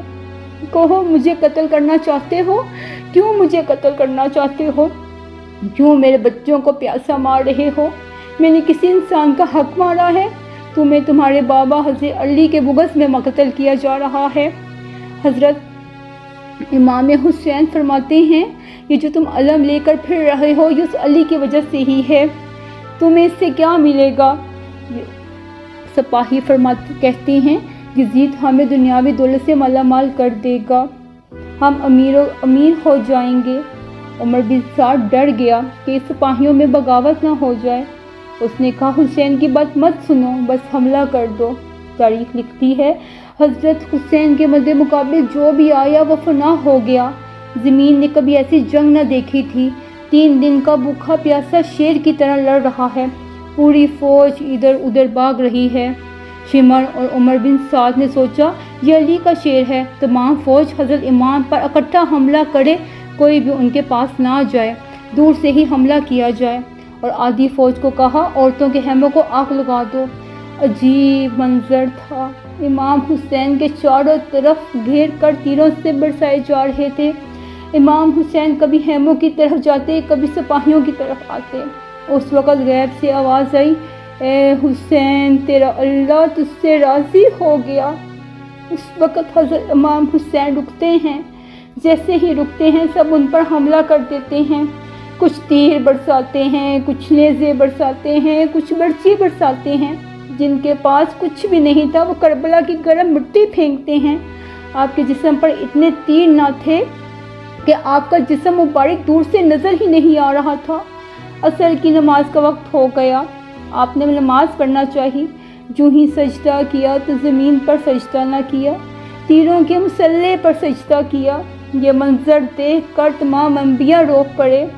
شمر نے حکم دیا حضرت امام حسین کا سر جسم سے الگ کر دیا جائے۔ جو بھی آپ کا سر قلم کرنے کے قریب آتا ان کو رسول اللہ کا چہرہ نظر آتا، وہ چیخ کر دور چلا جاتا۔ شمر نے کہا یہ کام مجھ سے ہی ہوگا۔ آپ کا امامہ سر سے اتار کر پھینکتا ہے، آپ کے گلے پر تلوار رکھتا ہے۔ شمر دیکھتا ہے کہ حضرت امام حسین کے لب ہل رہے ہیں، وہ سمجھتا ہے یہ ہمیں بددعا دے رہا ہے، اس کے سارے خاندان کو جو ہم نے قتل کر دیا۔ کان قریب کرتے ہیں تو حضرت امام حسین اللہ کا شکر ادا کر رہے ہوتے ہیں اور فرماتے ہیں اے اللہ میرے بچوں کی قربانی قبول کر، میرے عزیز و اقارب کی قربانی قبول کر، تیرا شکر ہے تو نے اپنے پیارے رسول کے نواسے حسین کو اس عظیم امتحان کے لیے چنا، میری قربانی قبول کر۔ سلام علی محمد پر، سلام رسول کے خاندان پر۔ شمر نے آپ کا سر مبارک آپ کے تن سے جدا کر دیا اور سر مبارک کو نیزے پر لٹکا کر پورے کوفہ میں گھومنے لگا۔ عورتوں کو قیدی بنا کر کوفہ لایا گیا۔ اس دن حضرت امام تو شہید ہو گئے، لیکن آج بھی پوری دنیا میں قیامت تک کے لیے زندہ ہیں۔ حق آج بھی بلند ہے اور باطل کا کچھ پتہ نہیں۔ یزید ڈوب گیا شام کے اندھیروں میں، حسین چمکتے ہیں روشنی کی طرح۔ شکریہ۔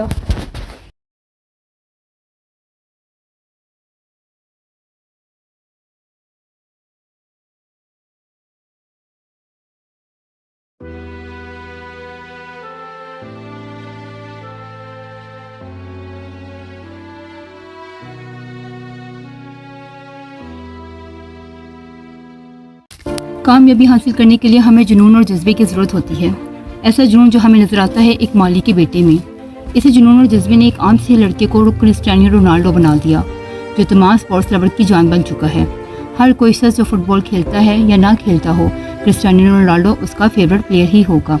ہم سب لوگ یہ تو جانتے ہیں کہ رونالڈو مہنگے بنگلوں میں رہتا ہے، کروڑوں کی گاڑیوں میں گھومتا ہے، لیکن اس کے پیچھے ان کی کتنی محنت، لگن اور ان کو کتنی چیلنجز کا مقابلہ کرنا پڑا، یہ ہم نہیں جانتے۔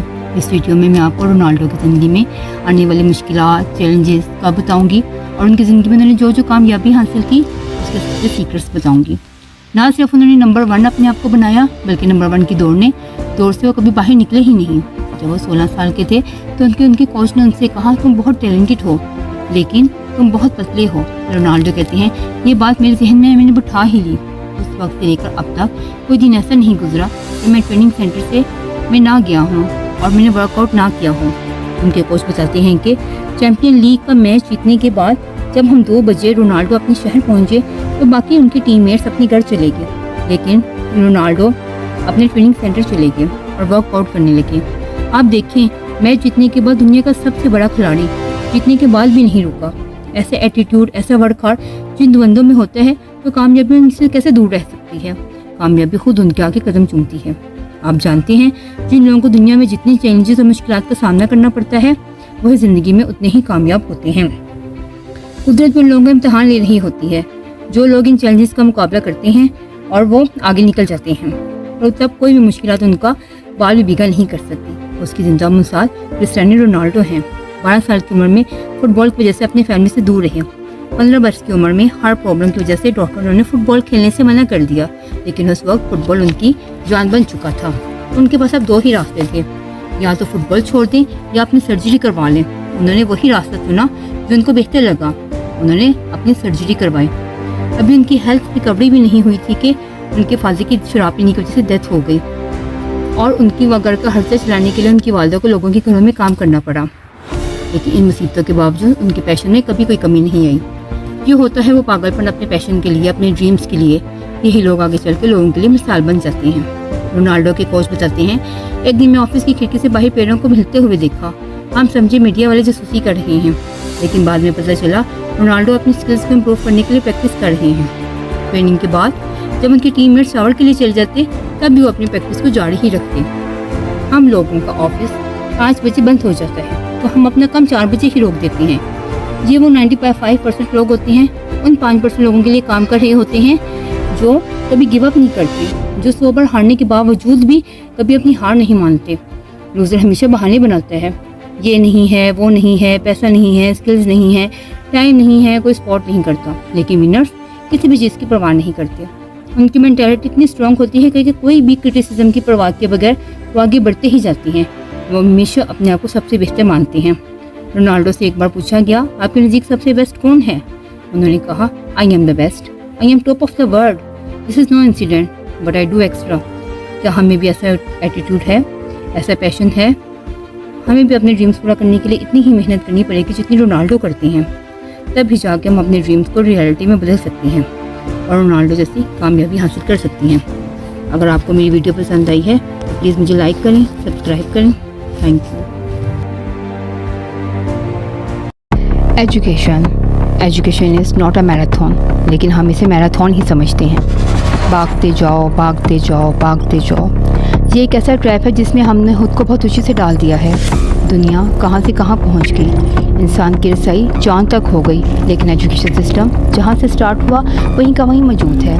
ना तो टीचर्स के मेथड में कोई चेंज आया, ना स्टूडेंट की सोच बदलने की कोशिश की गई। टीचर का नॉलेज सिर्फ थ्योरी तक और स्टूडेंट की ज़िंदगी फिजिक्स, केमिस्ट्री, बायो तक ही घूमती रह गई। बच्चों को मैथ्स बहुत मुश्किल लगता है। अलजबरा को जबर कहते हैं क्योंकि उनको उसका लॉजिक ही समझ नहीं आता। a+b का whole square is equal to a² + b² + 2ab। इसका प्रिंसिपल क्या है किसी स्टूडेंट को नहीं पता होगा। बस पता है तो क्या, इसको अच्छे से मेमोराइज़ करना है, रट्टा लगाना है। हमारा करंट एजुकेशन क्या है? रट्टा लगाओ, जिसका जितना अच्छा रट्टा उसके उतने अच्छे मार्क्स आएंगे। आप जानते हैं ब्रिटिश ने ये एजुकेशन सिस्टम क्यों इंट्रोड्यूस करवाया? उनका मकसद ओबीडिएंट वर्कर प्रोड्यूस करना था, जो कोई क्वेश्चन ना करे, उनमें कोई क्रिएटिविटी ना हो। इतने साल गुजर गए, हर चीज़ में चेंज आ गया, लेकिन एजुकेशन सिस्टम में कोई चेंज ना आया। सिर्फ ब्रिटिश की जगह कॉलेजेस ने ले ली। उनका भी एक ही मकसद है, स्टूडेंट्स को डोंकी बना दो।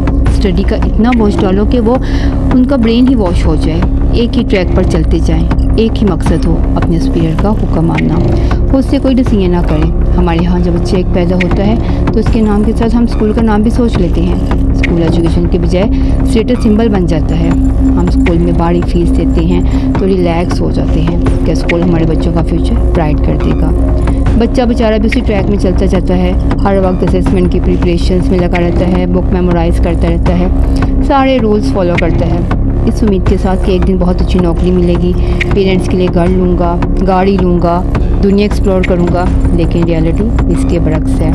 हमारे यहाँ अनएम्प्लॉयमेंट की शरह बहुत ज़्यादा है, नौकरी मिलती ही नहीं, अगर मिलती है तो सैलरी बहुत कम। घर वालों का इतना प्रेशर होता है कि जॉब स्टार्ट कर देते हैं, जिम्मेदारियाँ बढ़ जाती हैं, हर वक्त डर लगा रहता है नौकरी से ना निकाल दिया जाए। आहिस्ता आहिस्ता अपनी ख्वाहिशात दबाते जाती हैं, वक्त के साथ बूढ़े हो जाते हैं। ज़िंदगी ने हमें क्या पाया? कुछ भी नहीं, سوائے اس سگریٹ کے محنت تو بہت کی تھی لیکن شاید قسمت میں ہی نہیں تھا۔ اس کا سلوشن کیا ہے؟ ہم پڑھنا لکھنا چھوڑ دیں؟ نہیں، پڑھیں ضرور، جی لگا کر پڑھیں، لیکن ایگزام کے لیے نہیں، مارک شیٹ کے لیے نہیں، کامیاب ہونے کے لیے نہیں، قابل ہونے کے لیے۔ سکسیس کے پیچھے نہ بھاگیں، ایکسلنس کے پیچھے بھاگیں، تو سکسیس آپ کے پیچھے خود دوڑتی ہوئی چلی آئے گی۔ Let me explain.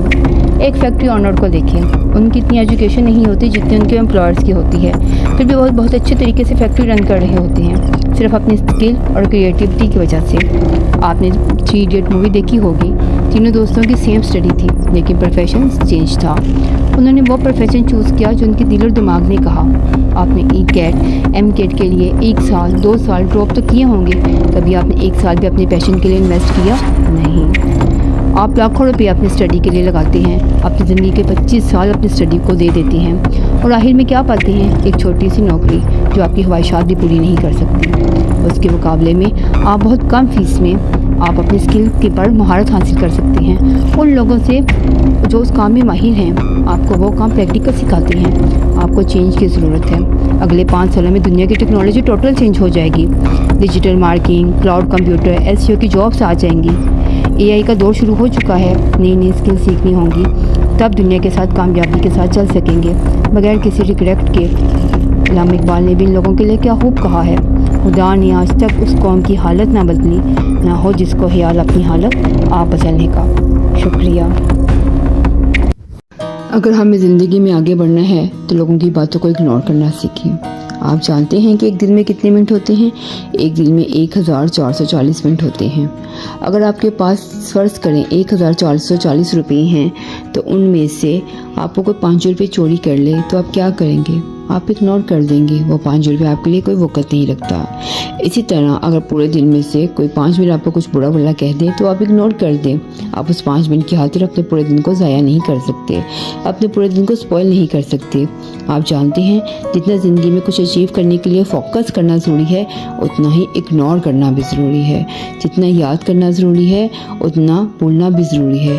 جو انسان جتنی لوگوں کی باتوں کو دل میں لے لیتا ہے، اس نے مجھے ایسا کیوں کہا، میں تو بہت اچھا تھا اس کے ساتھ، اس نے مجھے کیوں باتیں سنائی، جب تک آپ یہ سوچتے رہیں گے تو ہمیشہ دکھی ہی رہیں گے۔ کوئی آپ کو ویلیو نہیں کرے گا، کوئی آپ کو امپورٹنس نہیں دے گا۔ آپ اپنی ویلیو اور اپنی امپورٹنس خود بنائیں۔ کسی کو اجازت نہ دیں کہ وہ آپ کو پورا دن برباد کر سکے۔ اس کا ایک ہی حل ہے، جب وہ کچھ کہیں تو آپ اس کو مسکرا کر کچھ دیر دیکھیے اور چپ کر کر وہاں سے چلے جائیں۔ وہ خود ہی اپنی انسلٹ فیل کرے گا کہ میں اس کے لیے کوئی ویلیو ہی نہیں رکھتا، کہ اس نے میری باتیں سنی ہی نہیں اور چلا گیا۔ آپ کو ایگزامپل دیتی ہوں۔ آپ ایک ہل اسٹیشن میں جا رہے ہیں اور اپنے ساتھ بہت سے سامان لے کر جا رہے ہیں۔ کوئی مسئلہ نہیں ہے، آپ بس میں جائیں، ٹرین میں جائیں، جتنا مرضی سامان لے کر جائیں، کوئی آپ سے سامان کے متعلق سوال نہیں کرے گا۔ لیکن جب آپ نے اونچائیوں کا سفر کرنا ہوگا، جب آپ نے جہاز میں کہیں جانا ہوگا، تو آپ پہلے سے ہی جانتے ہوں گے کہ میں نے ایک محدود مقدار میں سامان لے کر جانا ہے، میں نے ہلکا ہو کر جانا ہے، میں اپنے ساتھ زیادہ سامان لے کر نہیں جا سکتا۔ اسی طرح ہم جب زندگی میں اونچائیوں کا سفر کرتے ہیں تو ہمیں بھی ہلکا ہونا پڑتا ہے، ہمیں بھی اپنے ساتھ سامان زیادہ لے کر جانا نہیں ہوتا۔ یہ ہلکا ہونا اور سامان لے کے جانا کیا ہے؟ یہ ہلکا وہ ہونا ایسے ہی ہے کہ ہم نے یہ سامان، ساری وہ بری باتیں، وہ برے خیالات، وہ نیگیٹیوٹی، وہ لوگوں کی باتیں جو ہم ذہن میں لے کر بیٹھے رہتے ہیں، ان سب کو ذہن سے نکال کر اپنے آپ کو ہلکا کرنا ہے۔ اپنے آپ کو بالکل ہلکا کر کے ہی ہم اونچائیوں کا سفر کر سکتے ہیں۔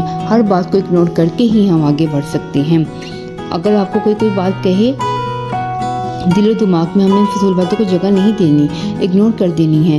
تمام فضول باتوں کو کچھ دیر کے لیے تو آپ کو بہت بری لگیں گی، لیکن آپ کو چاہیے کہ آپ فوراً سے پہلے سے شٹ اپ کال دے دیں کہ تاکہ نیکسٹ ٹائم اس کی ہمت ہی نہ ہو کہ وہ آپ کو کچھ کہہ سکے۔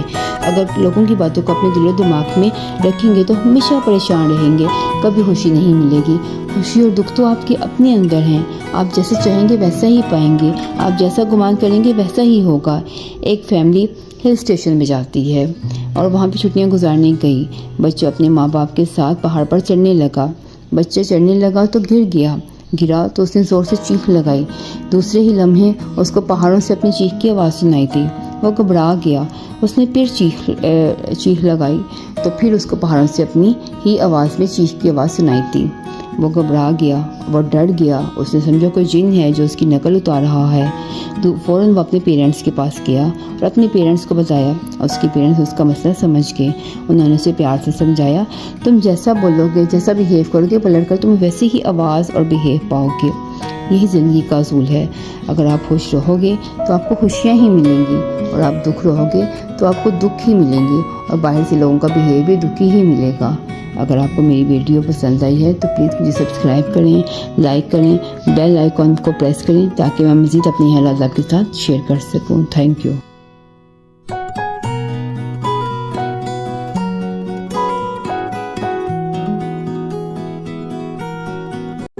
अगर आपकी ज़िंदगी में कामयाबी हासिल करनी है तो ये 5 बातें कभी किसी के साथ शेयर ना करें। अगर आप पुराने फ़िलोसोफ़र और मुफक्किरीन की राय भी पढ़ेंगे तो उन्होंने भी अपने तजुर्बे की बिना पर लोगों को ये बातें शेयर करने से मना किया है। नंबर 1, कभी भी लोगों को अपना ड्रीम, अपना गोल ना बताएं। लोगों को अपने ख्वाब से वाक़िफ़ ना करवाएं, बल्कि उनको हकीकत दिखाएं कि आप आसमान की बुलंदियों तक कैसे पहुंच गए। उनको तजस्सुस में डाल दें कि आप में कौन सी ऐसी काबिलियत और खूबी है जिसने आपको सबसे अलग कर दिखाया। आपने दुनिया में मशहूर साइंटिस्ट, इंजीनियर, सॉफ्टवेयर इन्वेंटर्स देखे होंगे। उनको कोई ना जानता था। उन्होंने तमाम को खामोशी के साथ अपना गोल अचीव करने में लगा दिया। जब उन्होंने अपना ड्रीम अचीव कर लिया तब उनके ड्रीम ने और उनके गोल ने उनको तमाम चीज़ों से वाकिफ करवाया। नंबर 2, अपनी फाइनेंशियल इंफॉर्मेशन कभी किसी के साथ शेयर ना करें। आप कितना कमाते हैं, आपकी सेविंग कितनी है, कभी किसी को ना बताएं, क्योंकि इस दुनिया में पैसा ही है जो आपकी वैल्यू को तयन करता है। जिसके पास जितना पैसा उतनी ही उसकी इज्जत और वैल्यू। जिसके पास कम पैसा उसकी तो कोई बात भी नहीं सुनता, उसकी बात की कोई वैल्यू नहीं करता। बस आप सबको यही बताएंगे बहुत अच्छे से गुजारा हो जाता है, सब कुछ अच्छे से हो जाता है। और अगर आपके पास ज़्यादा पैसा है तो तब भी शो ही ना मारें, तो आपसे जेलस होना शुरू हो जाएंगे। आपको नुकसान पहुंचाने की कोशिश करेंगे, आपसे पैसे निकलवाने की कोशिश करेंगे। लिहाजा अपनी सेविंग और अपनी सैलरी कभी किसी से शेयर ना करें। नंबर 3, अपने सीक्रेट कभी किसी से शेयर ना करें। अपनी प्रॉब्लम्स कभी किसी से शेयर ना करें। जैसे ही आपने अपनी प्रॉब्लम किसी से शेयर की तो बस समझ लें प्रॉब्लम अजीज़ बढ़ गई। पहले तो आपकी प्रॉब्लम्स आप बहुत अच्छे से सुनेंगे, मशवरा देंगे, आपको अपना दिल बताइएगा। फिर क्या, आपके जाने के बाद हर एक ज़बान पर आपका ही मसला डिस्कस हो रहा है। 100% में से 70% लोग खुश होते हैं कि आप प्रॉब्लम में हैं, मुश्किल में हैं। बाज़ औक़ात आपको ही ब्लेम देंगे कि आप ही मुश्किल में खुद फंस जाते हैं। आप अपनी वैल्यू उनके आगे ख़त्म कर देंगे। 20% होंगे जिनको कोई फ़र्क नहीं पड़ता कि आप किस हाल में हो, जिस मर्जी हाल में हो। जब 10% दुनिया में है उनको फ़र्क पड़ता है, जो आपको सही मशवरा देंगे, और वो हैं आपके पेरेंट्स, जो कभी आपको मुश्किल में नहीं देख सकते। मैं आपको एग्जांपल देती हूँ। आप में कोई इमरजेंसी आ गई है, पैसों की बहुत ज़रूरत है, आप फ़ौरन अपनी गाड़ी सेल कर देंगे, अपने फ्रेंड के पास जाएंगे, मुझे पैसों की ज़रूरत है, तुम इसको खरीद लो। वो फ़ौरन खरीद लेगी, हमें पड़ लेगा, लेकिन उसके दाम बहुत कम लगाएगा। आपकी प्रॉब्लम से फ़ायदा उठा रहा है। इससे आपकी प्रॉब्लम आपने कभी किसी के साथ शेयर नहीं करनी। नंबर 4, आप बहुत कम ज़िंदगी गुजारने गए हैं। आपने अपनी कामयाबी का सीक्रेट कभी किसी से शेयर नहीं करना। मोबाइल के मार्केट में जाएं, सब शॉप्स मोबाइल के ही होंगे, सब शॉपकीपर्स एक दूसरे के फ्रेंड ही होंगे, लेकिन कॉम्पिटिटर भी होंगे। अपने सीक्रेट किसी से शेयर नहीं करेंगे जो उनके कारोबार पर असर डाले। फ़र्ज़ करें आप किसी के साथ बहुत सिंसियर हैं, उसे सारे सीक्रेट से बता देंगे, लेकिन कामयाब नहीं होगा। वो यही समझेगा कि वो आपने उसे सही बातें नहीं बताई, आपने उसको सारा कुछ सच नहीं बताया, जबकि आपने उसको सब कुछ सच बता दिया होगा। लेकिन वो फिर भी कामयाब नहीं होगा, क्योंकि उसने उतनी मेहनत नहीं की होगी जितनी कि आपने की। Number 5, family problems. Family problem सिर्फ फैमिली के साथ शेयर करें, किसी और के साथ नहीं। कभी 3rd पर्सन को इन्वॉल्व ना करें। जैसे ही 3rd पर्सन इन्वॉल्व होगा, बात का एंगल ही बदल जाएगा, बात समझने की बजाय और बिगड़ जाएगी। अगर आप ज़िंदगी में इन छोटी बातों पर अमल करेंगे तो आपकी ज़िंदगी बड़ी बड़ी परेशानियों मसलों से बच सकती है। रोज़ कुछ नया करें, रोज़ कुछ नया सीखें, सबसे हट कर कुछ करें। इससे आपकी ज़िंदगी में खुशियाँ कामयाबियाँ आ जाएंगी, और अब आपको आसमान की बुलंदी को छूने से कोई नहीं रोक सकेगा। अगर आपको मेरी वीडियो पसंद आई है तो प्लीज़ मुझे सब्सक्राइब करें, बेल आइकन को प्रेस करें। Thank you.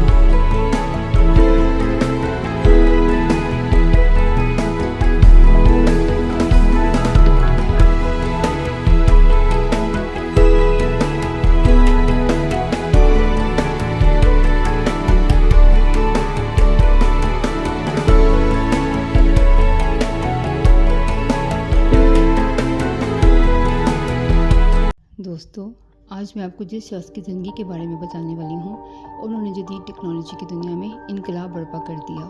وہ ایپل کمپنی کے فاؤنڈر اور آئی فون کے موجد تھے، اسٹیو جاب۔ 2005 میں اسٹیو جاب کو اسٹینفورڈ یونیورسٹی کے کانویکیشن میں ایز اے چیف گیسٹ کے طور پہ بلایا گیا۔ وہاں انہوں نے اپنی زندگی کے 50 سال کے اتار چڑھاؤ کو 15 منٹ کی اسپیچ میں بیان کر دیا۔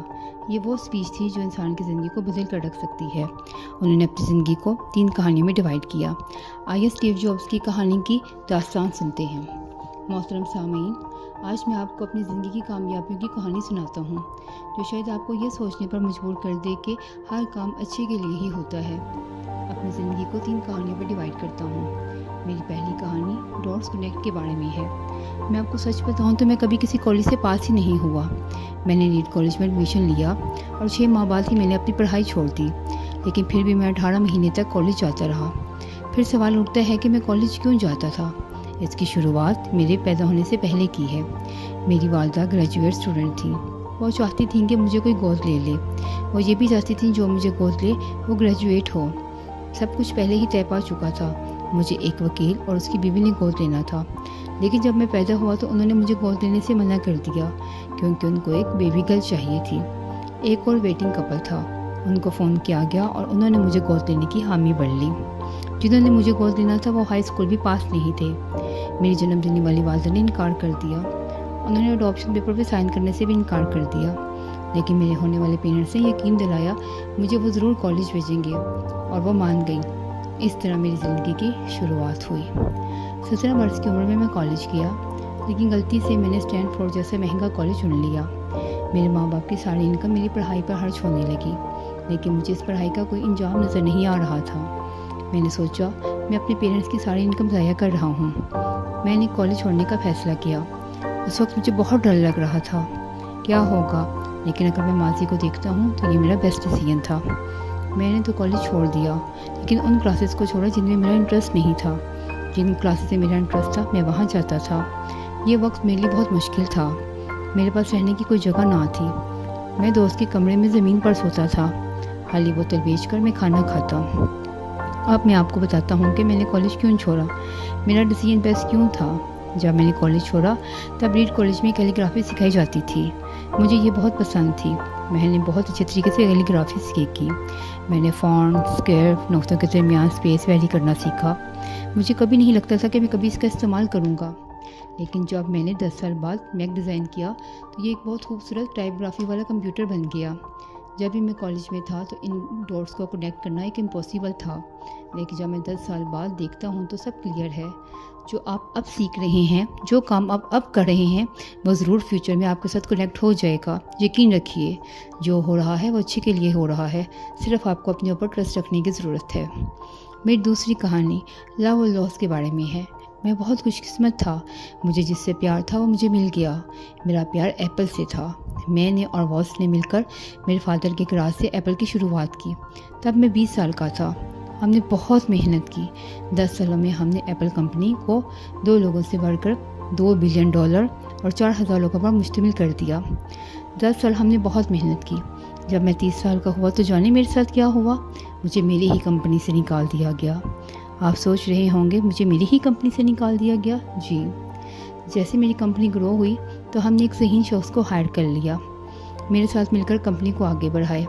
1 سال تک سب ٹھیک تھا، پھر کمپنی کے فیوچر ویژن کو لے کر ہمیں کچھ اختلاف ہو گیا۔ بات بورڈ آف ڈائریکٹرز تک چلی گئی اور انہوں نے مجھے ہی نکال دیا۔ میری پوری زندگی کا فوکس ختم ہو گیا۔ مجھے کچھ سمجھ ہی نہیں آ رہا تھا کہ میں کیا کروں۔ میں ایک پبلک فیلئر بن گیا، لیکن آہستہ آہستہ مجھے خیال ہوا جو کام میں کرتا ہوں مجھے ابھی بھی اس سے محبت ہے، میں ابھی بھی اس کے لیے پیشنیٹ ہوں۔ اس لیے میں نے ایک بار پھر سے اپنے کام کرنے کی شروعات کی۔ اس وقت میں یہی نہیں کر دیکھ سکتا تھا، لیکن اب مجھے لگتا ہے کہ ایپل سے نکالا جانا بہت اچھا تھا۔ اب میں پھر سے بگنر بن گیا تھا۔ میرا کریٹیو پیریڈ سٹارٹ ہو گیا تھا۔ اگلے 5 برسوں میں میں نے 2 بڑی کمپنیز نیکسٹ اور پکسر جیسی کمپنیز بنا ڈالی۔ اسی دوران مجھے ایک لڑکی ملی جو میری اب بیوی ہے۔ پکسر نے سب سے پہلے دنیا میں اینیمیٹڈ مووی ٹوائے اسٹوری بنائی اور ابھی دنیا کا سب سے کامیاب اینیمیشن اسٹوڈیو بن چکا ہے۔ تب ایپل بہت نقصان پر جا رہی تھی۔ एप्पल के बोर्ड ऑफ डायरेक्टर ने फैसला किया नेक्स्ट को खरीद कर मुझे दोबारा एप्पल में शामिल किया जाए। इस तरह मैं एप्पल में दोबारा शामिल हो गया और एप्पल नेक्स्ट की ही टेक्नोलॉजी को इस्तेमाल करने लगी। मैं यकीन के साथ कह सकता हूँ कि अगर मुझे एप्पल से ना निकाला गया होता तो मैं कभी ये कंपनीज ना खोलता। जिस तरह दुआ बहुत कड़वी होती है लेकिन मरीज़ के लिए बहुत ज़रूरी होती है, इसी तरह ये ठोकरें और चैलेंजेस इंसान की ज़िंदगी के लिए बहुत ज़रूरी हैं। अब आप सिर्फ अपने काम से प्यार करें, अपने काम को खोजते रहें और अपने ऊपर इत्मीनान रखें तो एक दिन ज़रूर आप कामयाब हो जाएंगे। मेरी तीसरी कहानी मौत पे है। मैं 17 साल का था तो मैंने एक कॉल पढ़ा, हर दिन को इस तरह गुजारें जैसे आपकी ज़िंदगी का आखिरी दिन है तो आप कभी नाकाम नहीं होंगे। ये बात मेरे दिल पर बहुत असर हुई। पिछले 33 सालों में मैं हर रोज़ आईने में देखता हूँ और अपने आप से पूछता था अगर मेरी ज़िंदगी का आखिरी दिन होता तो मैं क्या यही काम करता जो मैं करने जा रहा हूँ। जब कई रोज़ तक मुझे जवाब नहीं मिलता तो मैं जान जाता कि मुझे कुछ तब्दील करने की ज़रूरत है। 1 साल पहले मुझे पता चला कि मुझे कैंसर है। सुबह 7:30 बजे मेरा स्कैन हुआ तो पता चला कि मेरी पैनक्रियाज में ट्यूमर है। डॉक्टर ने मुझे बताया कि मेरे पास टाइम बहुत कम है। शाम को जब मेरी बायोप्सी हुई तो पता चला कि मेरी सर्जरी होगी और अब मैं बिल्कुल ठीक हूँ। मैंने मौत को बहुत करीब से देखा। कोई मरना नहीं चाहता, जो जन्नत में जाना चाहते हैं वो भी मरना नहीं चाहते। आप सभी लोग नए हैं और कुछ ही देर बाद आप सभी लोग पुराने हो जाएंगे, रास्ते साफ हो जाएंगे। आपका वक्त बहुत कीमती है। किसी और की बातों में आकर अपने टाइम को बर्बाद ना करें। अपनी ज़िंदगी को दूसरों के दबाव से ना चलाएं। अपने अंदर की आवाज़ सुनें, अपने दिल दिमाग की आवाज़ सुनें। आपकी कामयाबी का राज इसी में है। स्टे हंग्री स्टे फुलिश, यानी हमेशा सीखने के लिए भूखे रहें, नए नए तजुर्बात के लिए तैयार रहें। इसका मतलब है ज़िंदगी में कभी मुतमईन होकर ना बैठें, जस्तजू जारी रखें, हमेशा नए चैलेंजेस को कबूल करें, तभी आप कामयाब होंगे। मैं उम्मीद करती हूँ आपको मेरी डॉक्यूमेंट्री पसंद आई होगी। अगर आपको मेरी डॉक्यूमेंट्री पसंद आई है तो प्लीज़ मुझे सब्सक्राइब करें, लाइक करें और बेल आइकॉन पे प्रेस करें ताकि मैं अपने मज़ीद ख्यालात आपके साथ शेयर कर सकूँ। Thank you. जब इंसान दुखी और तकलीफ़ में होता है तो तन्हाई में रहना पसंद करता है। उसके लिए उसका कमरा सबसे ज़्यादा कंफर्ट जोन होता है। लेकिन जब दुखी होता है तो उसे वो भी बहुत बुरा लग रहा होता है क्योंकि वो नेगेटिव वे से सोच रहा होता है। अगर वो पॉजिटिव वे से देखे तो ज़िंदगी में कामयाबी के 7 ऐसे राज हैं जो उसके कमरे में ही मौजूद हैं। डॉक्टर अब्दुल कलाम ने भी ये 7 सीक्रेट्स हमें बताए कामयाबी के जो हमारे कमरे में ही मौजूद हैं। ज़रा ध्यान से सुनिएगा। The roof says M high, अपने एम्स बड़े बनाएं, अपने गोल्स ऊंचे बनाएं। जब भी छत को देखें तो यही कंसीडर करें हमारे गोल्स बहुत बड़े हैं, हमारे एम्स बहुत बुलंद हैं जो हमने अचीव करने हैं। The fan says be cool, जब भी कभी बुरी सिचुएशन में फंसे तो कूल रहें, हर चीज़ों को लाइटली लें, ठंडे दिमाग से सोचें तो हर प्रॉब्लम का सलूशन निकल आएगा। अगर आप टेंशन में होंगे तो कभी भी कोई अच्छा फैसला नहीं कर सकेंगे। The window says see the world, दुनिया को देखें, दुनिया कितनी खूबसूरत है, दुनिया कितनी हसीन है। सोचें मैंने एक दिन तमाम दुनिया एक्सप्लोर करनी है, दुनिया में कुछ करके दिखाना है। The clock says every minute is precious, time बहुत कीमती है, इसे ज़ाया ना करें, इसे अच्छे कामों में इस्तेमाल करें, फिजूल बातों पर अपना टाइम ज़ाया ना करें। The calendar says up to date, हमेशा अप टू डेट रहें, चीज़ों के मुतालिक नॉलेज हासिल करें, इंफॉर्मेशन हासिल करें, नई चीज़ें सीखें ताकि आप दुनिया का मुकाबला कर सकें। The mirror says most important reflect you act, हमेशा पहले सोचो समझो फिर करो। अगर कभी नाकाम भी हो गए हो तो कभी दुखी ना हो, आपकी नाकामी भी आपको कुछ ना कुछ सिखा कर जाएगी वो कि आपकी ज़िंदगी के लिए बहुत ही फ़ायदेमंद होगा। The door says push hard, सख्त मेहनत करो, अपनी लिमिट्स को पुश करो, आगे बढ़ो ताकि आसमान को छू सको। अब तुम्हें आसमान को छूने से कोई नहीं रोक सकता। अगर आपको मेरी वीडियो पसंद आई है तो मुझे सब्सक्राइब करें, बेल आइकन को प्रेस करें और मुझे लाइक करें। एक दफ़ा का जिक्र है, एक पेंटर बहुत अच्छी पेंटिंग करता था। उसका बेटा 5 साल का था। वो अपने बाप को बहुत शौक से पेंटिंग करते देखता। उसके बच्चे कुछ पेंट और पेपर पर खुद से पेंटिंग करता। उसके बाप ने देखा कि उसमें भी पेंटिंग करने का पैशन है तो उसने भी उसे पेंट डाल दिए और पेंटिंग करने के तरीके समझाए। वो बहुत शौक से पेंटिंग करता और आहिस्ता आहिस्ता बहुत अच्छी पेंटिंग करने लगा। उसका बाप अपने बच्चे को हर पेंटिंग के बारे में नए नए तरीके सिखाता। वो हर तरीका बहुत शौक से सीखता, उसकी हर बात को बहुत तवज्जो से सीखता और पेंटिंग में बहुत माहिर हो गया। और वो वक्त भी आ गया जब वो भी अपनी पेंटिंग अपने बाप की पेंटिंग के साथ बेचने लगा। लोगों को उसकी पेंटिंग बहुत पसंद आना शुरू हो गई और बहुत अच्छे दामों में बिकने लगी। اس کی پینٹنگ بہت اچھی ہوتی، لوگوں کو بہت اٹریکٹ کرتی، لیکن اس کا باپ اس کی ہر پینٹنگ پر پوائنٹ آؤٹ کرتا، اسے مسٹیکس نکالتا رہتا، لیکن اس کی پینٹنگ اس کے باپ کی پینٹنگ سے زیادہ پیسوں میں بکتی۔ ایک دن اس نے بہت اچھی پینٹنگ کی اور بہت شوق سے اپنی پینٹنگ اپنے باپ کو دکھائی۔ جب آپ نے اس کی پینٹنگ دیکھی تو اس نے اس کی کچھ چیزوں کو ٹھیک کرنے کو کہا اور پوائنٹ آؤٹ کیا کہ تم ان کو ٹھیک کرو، یہ تمہاری چیزوں میں کچھ کمی ہے۔ لڑکے کو بہت غصہ آیا، اس نے اپنے باپ سے کہا لوگوں کو میری پینٹنگ آپ کی پینٹنگ سے زیادہ پسند آتی ہے، اگر آپ اتنے ہی اچھے پینٹر ہوتے تو آپ کی پینٹنگ مجھ سے زیادہ مہنگی بکتی، مجھے آپ سے زیادہ پینٹنگ کے بارے میں پتہ ہے۔ یہ سب باتیں سن کر باپ خاموش ہو گیا اور وہاں سے چلا گیا۔ اس دن کے بعد سے اس نے اپنے بیٹے کے لیے کوئی چیز نہیں بتائی، کسی چیز کے بارے میں اسے نہیں سکھایا، وہ دونوں پینٹنگ کرتے رہے۔ باپ کی پینٹنگ ویسے ہی سیل ہونے لگی، لیکن بیٹے کی پینٹنگ سیل ہونا کم ہو گئی، اور اس نے بہت کوشش کی کہ اپنی پینٹنگ کو اچھے داموں میں بیچ سکے، لیکن اب لوگوں کو اس کی پینٹنگ اٹریکٹ نہ کرتی۔ وہ اپنے باپ کے پاس گیا اور اسے پوچھا کہ پتہ نہیں لوگوں کو اب میری پینٹنگ اتنی پسند کیوں نہیں آتی، میں کیا کروں، مجھے بہت غصہ آتا ہے، میں اتنا اچھا کام کرتا ہوں، اتنی محنت کرتا ہوں، پھر بھی لوگوں کو میری پینٹنگ پسند نہیں آتی۔ باپ نے کہا میں جانتا تھا ایسا ہی ہوگا، مجھے معلوم ہے تم بہت اچھے پینٹر ہو، تم تو مجھ سے بھی اچھے پینٹر ہو، مجھ سے بھی اچھی پینٹنگ کرتے ہو، میں ٹیچر بن کر تمہاری غلطیاں نکالتا اور کسٹمر بن کر جو میں ایک پینٹنگ میں دیکھنا چاہتا وہ تمہیں بتاتا، تم میری باتوں کو بہت توجہ سے سنتے، میری ہر بات کو پازیٹیو وے میں لیتے، اور جو میں تمہیں سکھاتا تم اسے سیکھتے اور ویسے ہی پینٹنگ بناتے جیسے میں تمہیں بتاتا، اور ایک شاندار شاہکار تم تیار کر لیتے۔ تب تم میری کرٹیسزم کو پازیٹیو وے میں لیتے اور شوق سے خوشی کام کرتے اور اپنی غلطیوں سے سیکھتے، اور بلکہ اپنی غلطیوں پر غصہ نہ کرتے اور دن بہ دن ترقی کرتے جاتے۔ لیکن جیسے ہی تم نے میری باتوں کو نیگیٹو میں لینا شروع کیا تو یہ نیگیٹیوٹی تمہاری کریٹیوٹی پہ حاوی ہو گئی اور تمہارے کام میں نکھار ختم ہو گیا۔ دوستو، کرٹیسزم ہمارا سب سے اچھا دوست ہے جو ہمیں ہمارے فالٹ بتاتا ہے۔ یہ ہم پر ہے کہ ہم اس کرٹیسزم کو پازیٹیو وے میں لے کر اپنے اندر نکھار پیدا کریں، کسی نیگیٹو وے میں لے کر اگریسو ہوں اور اپنے غصے کو اپنے اسکل پر حاوی کر لیں اور اپنی کریٹیوٹی کو کہیں کھو دیں۔ اگر ہم اپنی زندگی میں اپنا گول اچیو کرنا چاہتے ہیں تو ہمیں اس کرٹیسزم سے ڈرنا نہیں بلکہ اسے اپنا فرینڈ بنانا ہے اور اپنی غلطیوں سے سیکھنا ہے تاکہ ہم اپنی زندگی میں کامیاب ہو سکیں۔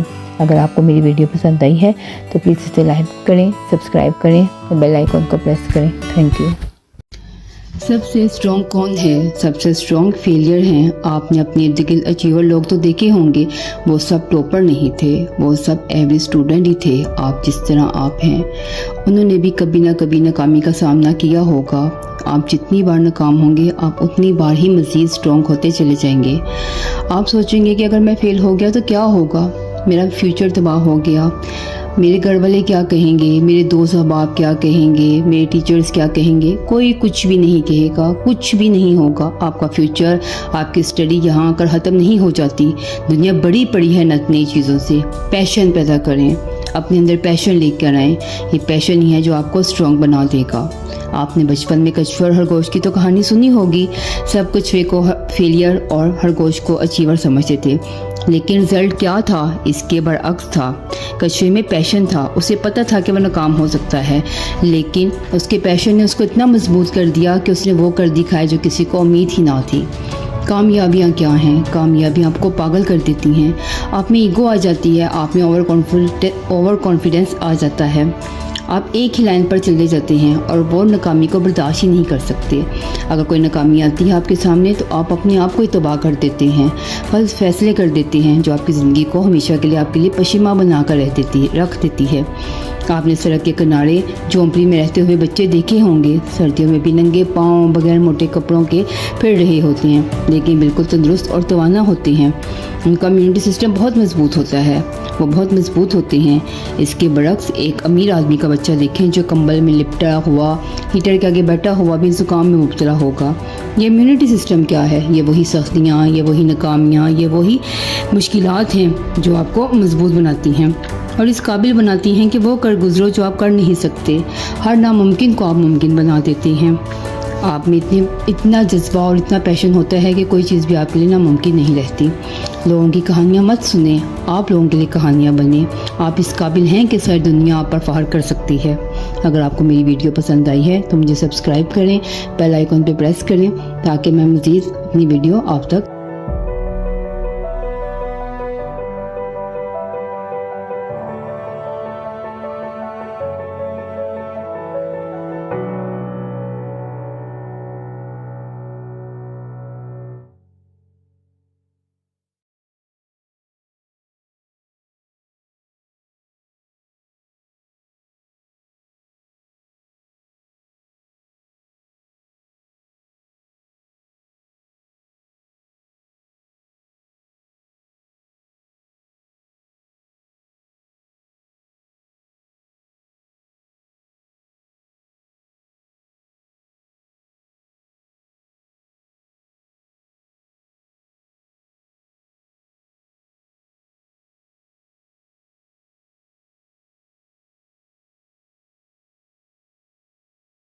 हमारे पास टोटल टाइम कितना है? सिंपल 24 घंटे, 24 hours.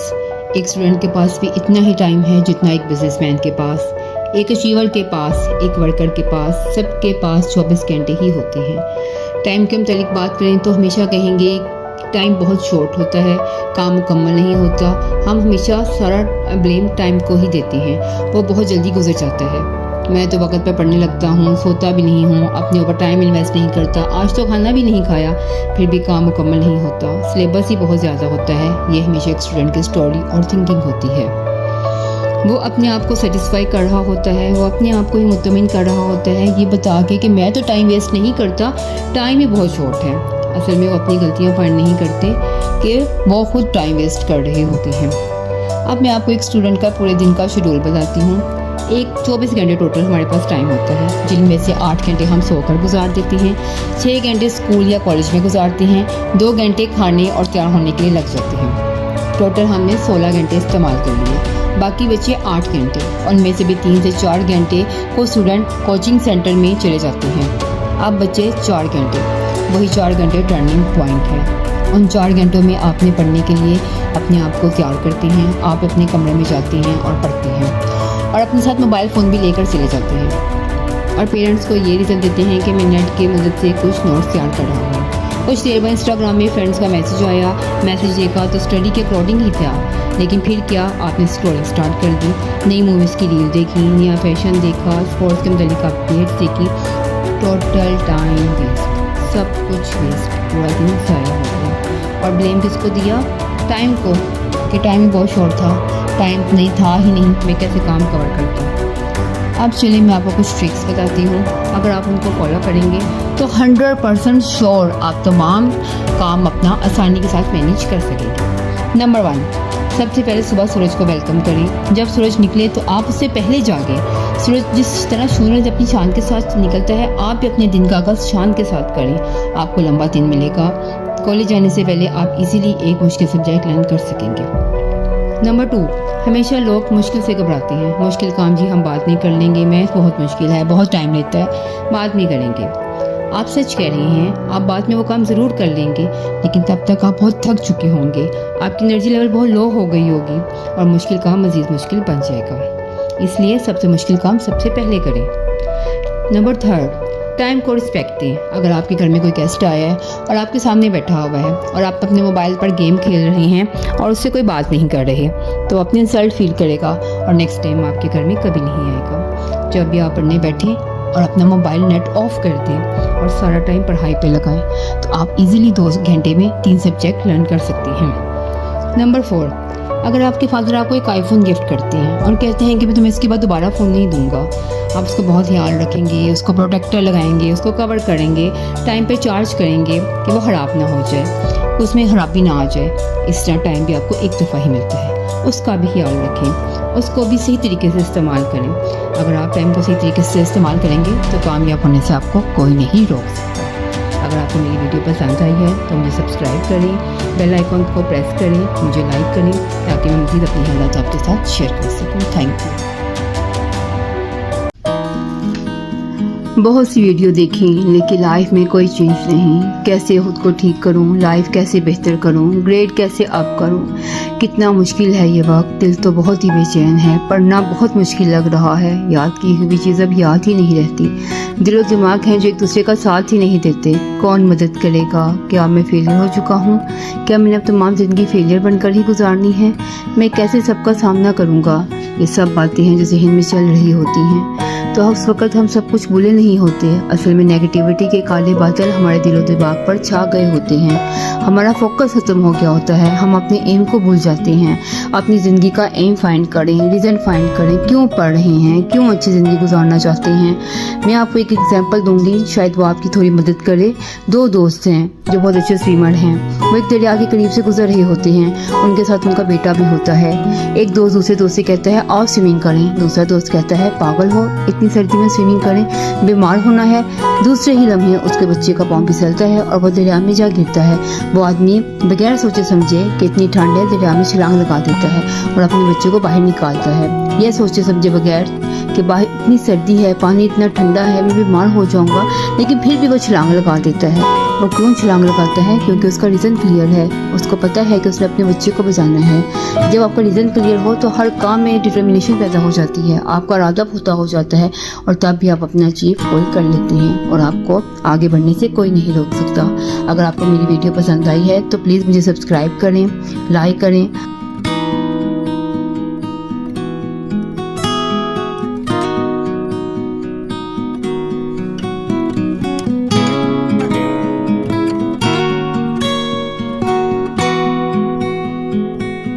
Happy New Year from Motivation, Change Your Life. Kindly subscribe my channel and don't forget to press a bell icon and stay tuned for next video. Thank you.